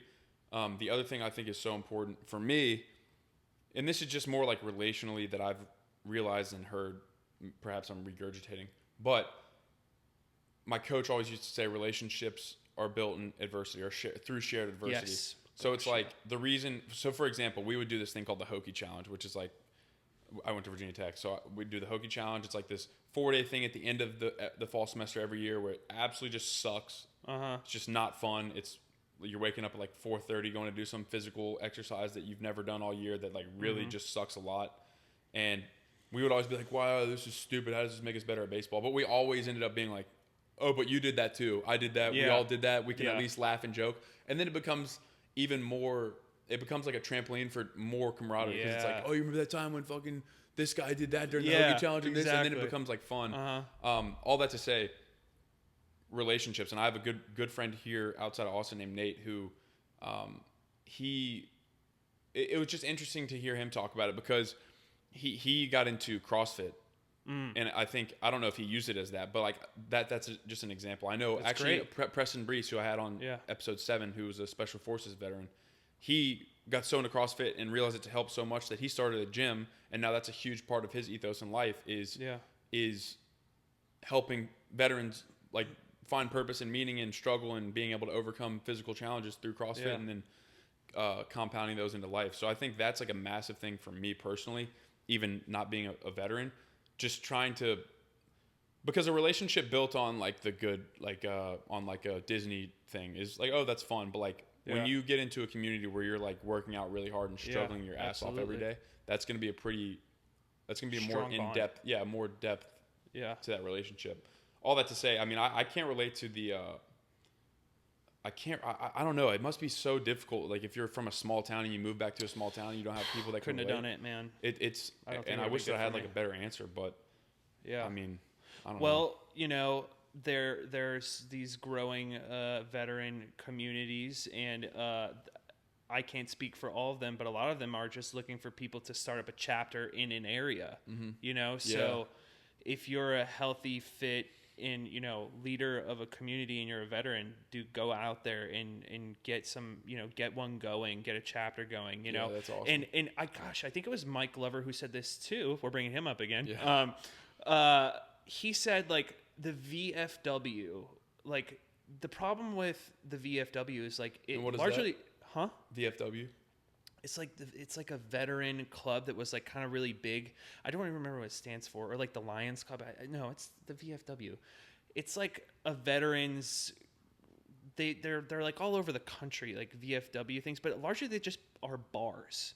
Like they're bars, and so like the VFW is like where my grandpa would go, cool. And he would just like and my grandpa's an ex-Marine that served in Vietnam. And VFW, like I thought, was like where all veterans went, and like that's kind of like that generation's like Run club. Yeah, it's like that generation's run club. You're totally right. It's such a good point. Except for the problem is, and Mike Glover said it on one of his podcasts, is like the VFW is just a culture of drinking at a bar, and so that's not good, and that won't lead to anything I think really positive. Of course, you can meet good people while you're out having responsible, interactions with alcohol. But the VFW is like the wrong model, but I don't blame them. It's better than nothing. Probably. It's better than, maybe. If there's a place to gather. Yeah, that's sure. my point. It's like, okay, well, if I don't know shit about anything. And I don't know about there's probably a lot of great bonds at the VFW. Well, like if you're going to drink with other veterans or by yourself, to me, I'm like, okay, well, it makes sense that you. That's a rowdy crew. Yeah. Yeah, you would at least want to. For me, I'm like, okay, well, at least you're doing something. As negative as it could be, like at least you're doing it with somebody. Yeah. I'm not saying it's right or wrong, and I don't know the correct answer, but that's where my head is at. It's like because you've gone from doing something with people for 5, 10, 15, 20 plus years, and then you go to doing either nothing with anybody or you do something with no one. And I feel like intuitively the best route would be to try to do something productive with others, like, because then that's a double positive. You're doing something productive and you're doing it with others, so then you can get productivity in your life and growth, and also build relationships that are new and not grounded in like what you used to do. Yeah, my whole point to that is just that we need bonds that are not attached to outside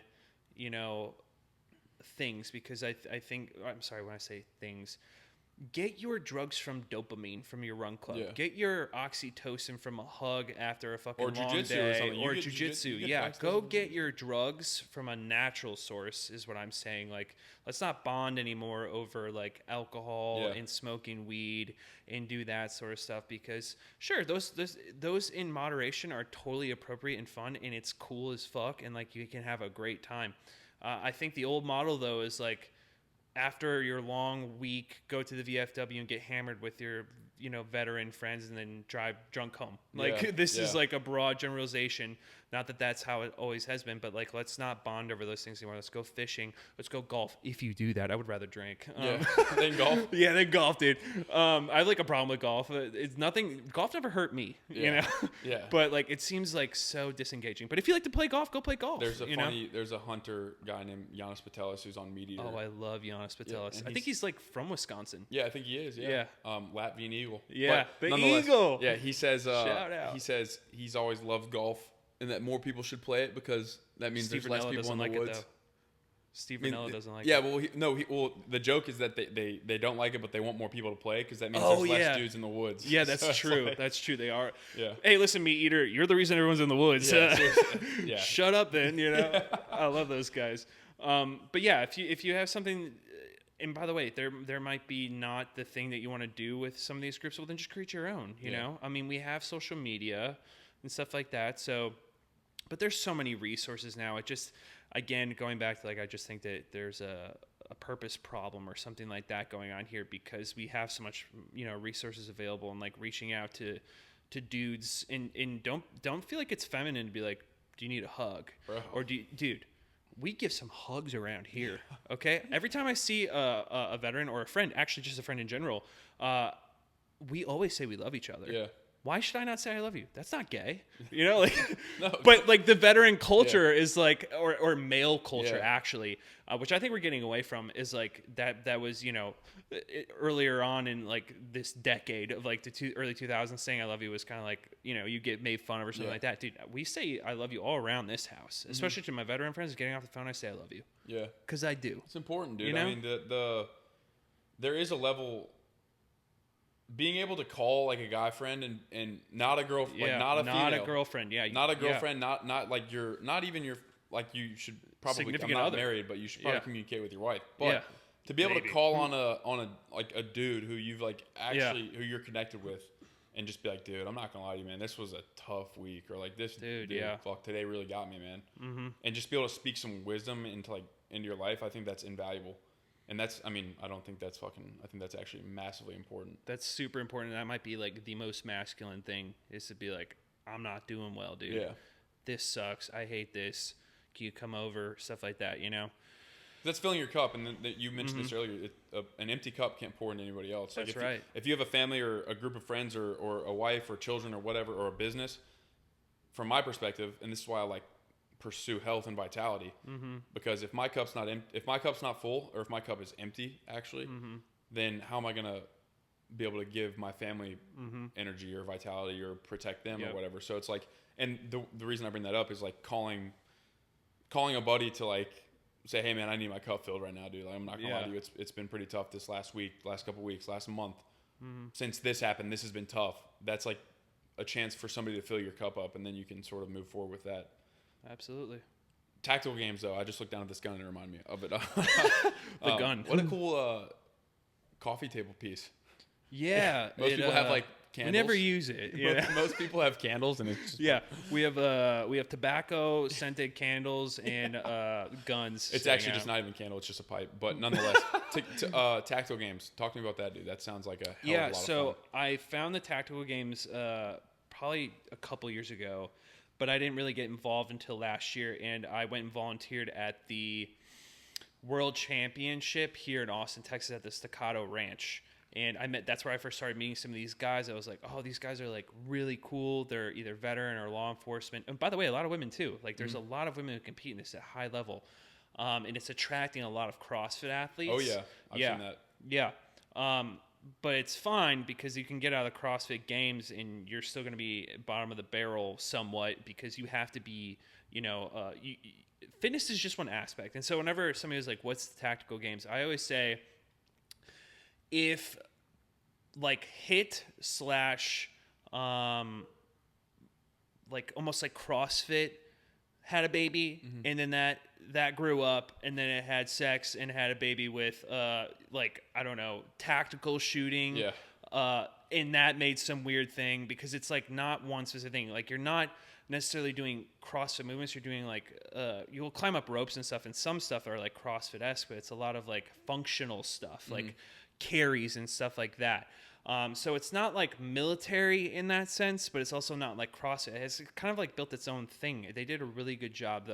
One of the CEOs, I think his name is Nick, they've done a really good job of marketing it, and they've done a really good job of like the events that they do. So you have to be such a well-rounded athlete, but that's not all that you have to be. You also have to be good in the art of shooting a pistol, and you have to be good at shooting, a rifle. But the caveat here is you can be good at shooting a rifle and not be good in your fitness. That won't work out either, because you're shooting under like so much duress. Yeah. Like you have your heart rate's at like 150, and so you have to, you're holding a gun, and maybe you're holding a weight in one hand and you're shooting with your left hand, which is not your dominant hand. So they've done such a good job of like leveling the playing field. Wow, that's a Yeah, those are like events. Oh, that's like, awesome, dude. And it's like the CrossFit Games in the sense that like you show up and you have no idea what the workout will be or the event will be. So it's like a guessing game. You just have to be well-rounded in so many more things than just CrossFit. Like you have to be able to accurately shoot under these conditions. And by the way, it's always hot. Like it's like they choose the hottest places on earth. Like I'm gonna be surprised if they did like an event in the sun next time or something. Like we're going to Saudi Arabia for this one. Yeah, this one will be like we're going to Riyadh. Exactly, dude. It's like so funny. But yeah, so that's what the tactical games, and then there's Old 18 Defense, and they're sort of like a run and gun biathlon. I think that they actually say this on their website. They describe themselves as a run and gun biathlon, where like you're on a 7-mile course with 7 stages, and there is no like loadout that you need to have. Like some of the tactical games, you have to have a weighted vest, and it has to be over 15 pounds for men, and I think like 13 for women. It has to be over. Yeah, it has to be 15 pounds or more. Okay, does anybody do like more willingly? Like that seems. I'm sure there are guys out there that are going to test themselves and go for it. Yeah. I'm not. Yours is like 15.1. Mine's 15.00001. You know. Yeah.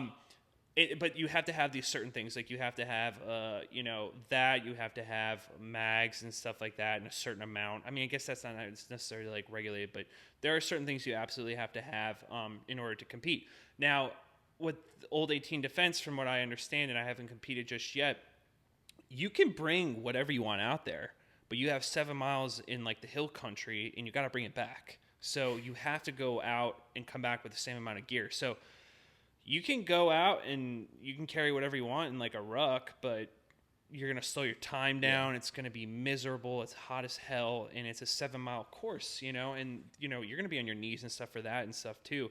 And you're going to get up and you're going to do your firing stages and you're going to keep moving on. So those are 2 things that I've been getting really involved in with, and it's just like super fun and exciting to train for those things because I love fitness and I love shooting, and both of these have like put together the 2 and made a competition out of it, which I think another thing. Too. It's like what's that? It's a community too. It's like it's community. It's community around the 2 of the things that you love. Absolutely. Which is freaking so you bring them all together. Check. Yeah, and I know the people I'm around are going to be like me. Yeah. And so that's what I've been getting into, and it's been a huge like. It's been something to just like work toward. I like competition, and right now I'm still trying to find my why is what I want to do for the rest of my life. Which is an ongoing process, but I'm having fun while I do it. But this is like, I have to have like this competition aspect to me. Like I need to compete. Otherwise I'm just feel like I'm not doing enough with this flesh body. Like I have to do something. So I toiled with the idea of like going and doing an Ironman, and I was like, but I don't want to, that's not my, I don't think I would want to do that. Biggest person to finish an Ironman ever. Yeah. Well, and also I looked at the money to get into like the Ironman, and it was like, everything was fine up the way to buying a bicycle. I was like, dude, they don't even make bikes. Like, I have to go up and buy like this crazy bike. It's like $7,000. You know how many 9 mil rounds you could buy for $7,000? Dude, right now, 15 of them. But yeah, in the tactical games and stuff like that, you don't have to have a badass rifle. Like, I have a Sons of Liberty Gunworks rifle, but I can afford one. But you can get in with the entry level like Aero Precision rifle or something like that. And you can still go ahead and compete. BB gun? You could. I've seen guys compete with AK-47s and stuff like that. They're just out having fun. They do team events too, which is another cool thing. So, well, those are known for being really accurate, right? What's that? AKs? No.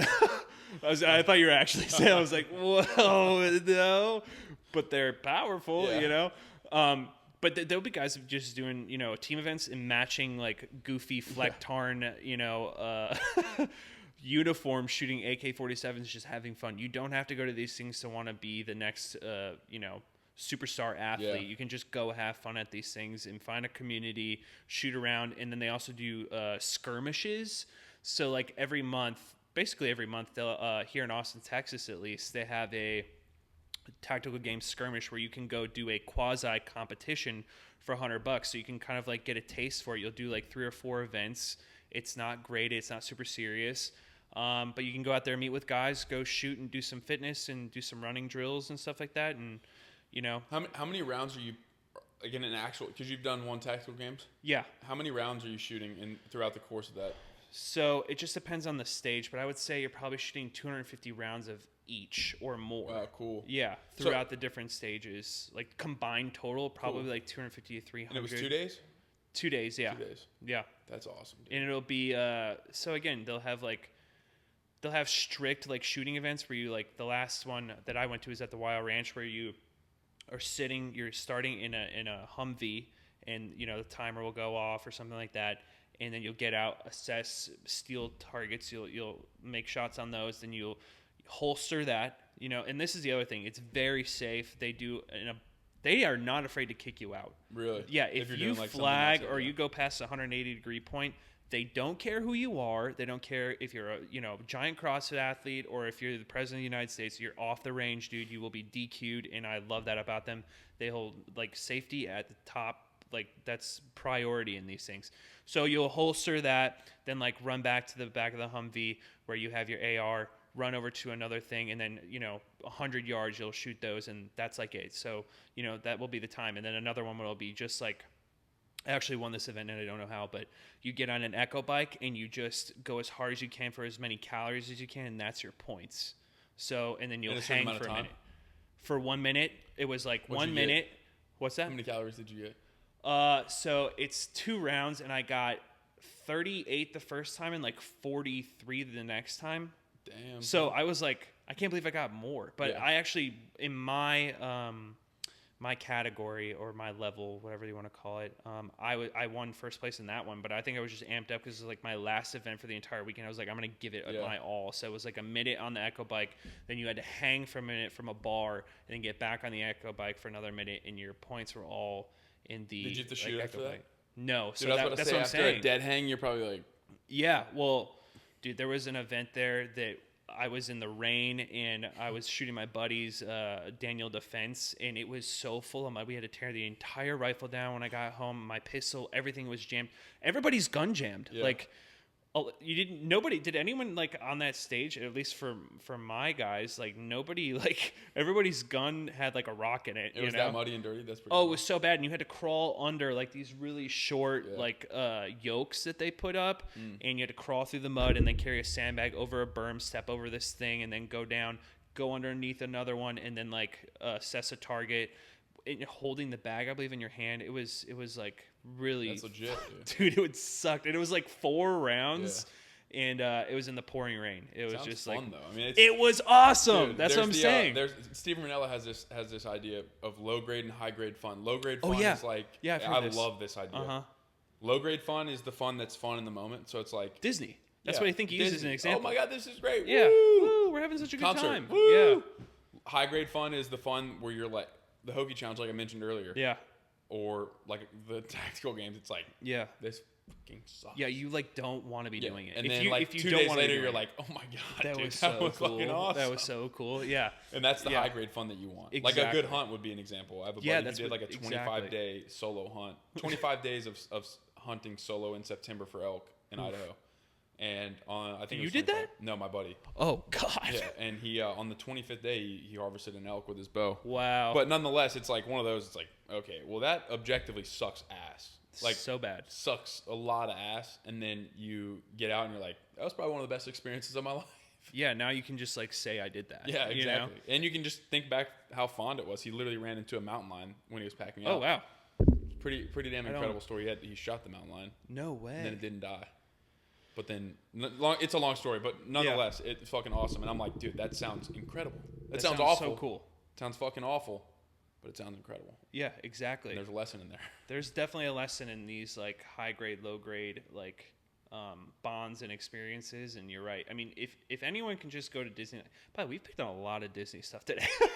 I'm just saying, I've never been there and I'll never go. But there is something in, like, if you look at it, there is something to be learned in, like, if everyone can do that thing, it's probably not going to give you the happiness that you are maybe even seeking from it. Well, it might give you the happiness, but not the fulfillment for there sure. You go, fulfillment. That's Which is like, that there are definitely... There's a definite difference there. There's a definite difference. Happiness is... Jordan Peterson talks about that a bunch. I went to his... just on the note of Jordan Peterson, I went to his Austin live event. Did you go to that? I went to one 2 years ago. Dude. Yeah. That's actually where I met Tom. Oh, no way? Yeah. That's freaking cool. That's where I met him. Just... Again, this community of Austin people, like, you get so connected. Now I have like so many different pockets of friends. I have like veteran friends, and I have like Christian church friends, and then I have like esoteric kind of like hippie weird, like those two kind of like mend together weirdly enough. But and then I have like hippie friends. So I have like this group of people. I mean, it's just such a beautiful town. I love this place. So. Yeah. Do you plan on staying here for a while? Yeah, I mean, I always had the dream to like move west so I could do this stuff, like go 25 days in the woods and shoot an elk. But we'll have to see, where life ends. But for now, I'll be here. Yeah, I think this is a really good spot for me. And I've just developed so many good relationships that I don't want to leave. Sometimes I wish I didn't meet you people so I could go west. Yeah. Like, have you ever heard "Should Have Been a Cowboy"? The song? What was that? The song "Should Have Been a Cowboy." Oh, dude, Toby Keith. Go come West, on, young yeah. man. R.I.P. Rest in peace. Yeah, Toby. rest He's in an peace. absolute legend. That's probably one of my favorite songs of all time. Dude. Go West, young man. Haven't you been told? Yeah, I know. There's elk, and you can hunt for 25 days. So on the Toby Keith thing, that's another like weird bonding experience. So like every veteran, like when you graduate basic training, I don't know a basic training that didn't play like the Red, White, and Blue song. Oh, that's awesome, dude! What a like legend. that was our graduation song for basic Legendary. training. So, and that guy was so selfish with like going and seeing veterans overseas and like playing in free concerts and stuff. That was one of those weird bonding moments where every veteran like in the country all felt like a loss at the same time. That I don't think like before and after we felt like a bond like that. Like, oh shit, we actually love Toby Keith. Yeah, we like. Me too, it didn't matter where you came from. Too, Louisiana, love Lil Boosie. You love Toby Keith. If you served in the army. I have friends like that. It's just how it is. Are you familiar with Robert Earl Keen? Sounds He's a familiar. Texas country artist. Lower key, very low key. I mean, he probably has like 300,000 monthly listeners. Dude, I'm like the top 1% listener in like Jimi Hendrix and the Eagles. Nice, dude. Yeah, Robert O'Keen's my favorite artist. My dad grew up listening to him. He's from Texas, and I grew up listening to him. So it's like I have like a sentimental attachment to him as an artist. He has a story which I think is so cool. I want to say it was Jocko Willing talking about it. Nonetheless, who was it? Somebody died. Some naval. Oh, no, it was Eddie Penny talking about it, I believe. The Navy SEAL Team 6 guy on the Sean Ryan show. One of his, what would you say? One of his teammates passed away, and he's from Texas, and he loved Robert O'Keen. And this is totally unrelated to what we're talking about. It's just a cool story. Robert O'Keen, somebody connected with him and said, hey, we would absolutely be honored for, like, this guy was a massive fan of yours. Yeah. It would be amazing if you could come and play a song. And he like paid for himself to get there, showed up, wasn't like, and he's like, and if you like Texas country music, you know who Robert O'Keen is. He's like a legend in that space. And he shows up to the funeral, plays this incredible song. I think the song he played was like "Coming Home," which is a phenomenal song. I have heard that song. Yeah, like I'm coming home. I'm in my mind. That's what I'm gonna do. Nonetheless, he plays a song and sits down. And it's kind of like an unrelated, not that cool story, but to me, I'm like, what a fucking cool thing to do. Like, he said that he made like, no, it wasn't like about him. He literally wore his like black suit, sat in the corner. Yeah, like just played the song, tried to honor this guy, and then let it be about him, which I think is so cool. So it's cool to hear like Toby Keith be like a rallying point for veterans. Dude, he was so hard. That guy was so cool. And like how he was able to, his just like pure patriotism was like insane. The amount of like, God, just thinking about that dude's songs. And yeah, that's one of those things where like in this culture of like veterans and stuff, it's one of those things where we all kind of bonded over that same thing. I'm sure there's like a rallying cry for collegiate athletes whenever they hear their like school song or something like that. It's like, fuck yeah. Toby Keith might be up there too, honestly. Yeah, dude, exactly. Especially if you're in the South. For baseball, it was a lot of Dixieland Delight. That's a song where people I are like, love just listening to that song before you got here. Yeah, that's a song where people are like, yeah, nice. Song of the South, baby. I love them. But dude, we're 8 hours in, dude. How long do you think we're in? Don't look at your phone. I would say my phone's not available. I would say we're 2 hours in. Yeah, right. Literally 2 hours and 3 minutes, dude. It's been a great conversation, dude. I appreciate you, man. I want to say thank you for your service as well. Gosh, we never know how to take that. It's so weird. I know that I might be like cringe. I tell everybody that I possibly Dude, I would do it too. And it's a weird thing, and we don't have to go too much longer, but I always found it to be weird because like I did service for me, but for everybody. Like I joined with the intention of like I'm gonna destroy terrorism. Yeah. But also I did understand that there was a lot in it for me. So like it'd be like if I was like, thank you for your service of your podcast. Because your podcast can help people. Yeah. But you were also doing it for you. I say that all the time. It's a selfish endeavor. Yeah, exactly. But I mean, like, it's one of those like it's a beautiful little It's the paradox. It's like maybe that's what it needs to be. Yeah, it's like the thing that I enjoy doing that's selfish that provides me value, but me doing this provides other people value as well. There's a quote by I believe it's George Howard somebody, but he said, do not ask what the world needs of you. Ask what makes you come alive, because what the world needs is more people to do what makes them come alive. Yeah. There you go. And Matt Best has that book, Thank You for My Service. I love that. I love that. I own it. I love that shit. Well, thank you anyways. I appreciate your time. Dude. Thank you for your insights. I think this is a valuable conversation. I think it's useful for me, but I certainly hope that specifically veterans or anybody going through like a transition can take some insight from it. Yeah. We'll have to do a follow-up episode in a couple of years when I've like really kind of taken that leadership position that I'm talking about right now, and like pulling more veterans in the Austin area together. Like, I see what you guys over at the Meat Mafia crew do for like this, health movement, and I really like to take that and expand it out to like veterans and kind of like group up people that would never really like kind of go out there and do that themselves and stuff, because I have the ability, the resources, and the time to do it, So, dude, maybe it's like, have you heard of that Raw Dog Run Club? Oh, everyone's heard of that. Yeah, dude, it's fucking massive, dude. It's huge. Like, maybe there's something, and there's a huge veteran community like in Austin. It's massive. Oh yeah, no, definitely. I feel like there could be like something like that where you could be the guy who's like, dude, we're gonna fucking do. It doesn't have to be running, but we're gonna do this. It's gonna be veteran only. We're gonna do this, and it's gonna be fucking awesome. Yeah, I'd like to start something like that. You'll see it happening. Yeah, we'll do it again. Well, I appreciate you, man. Thank you very much. Thank you, dude. Have a good one. Appreciate you.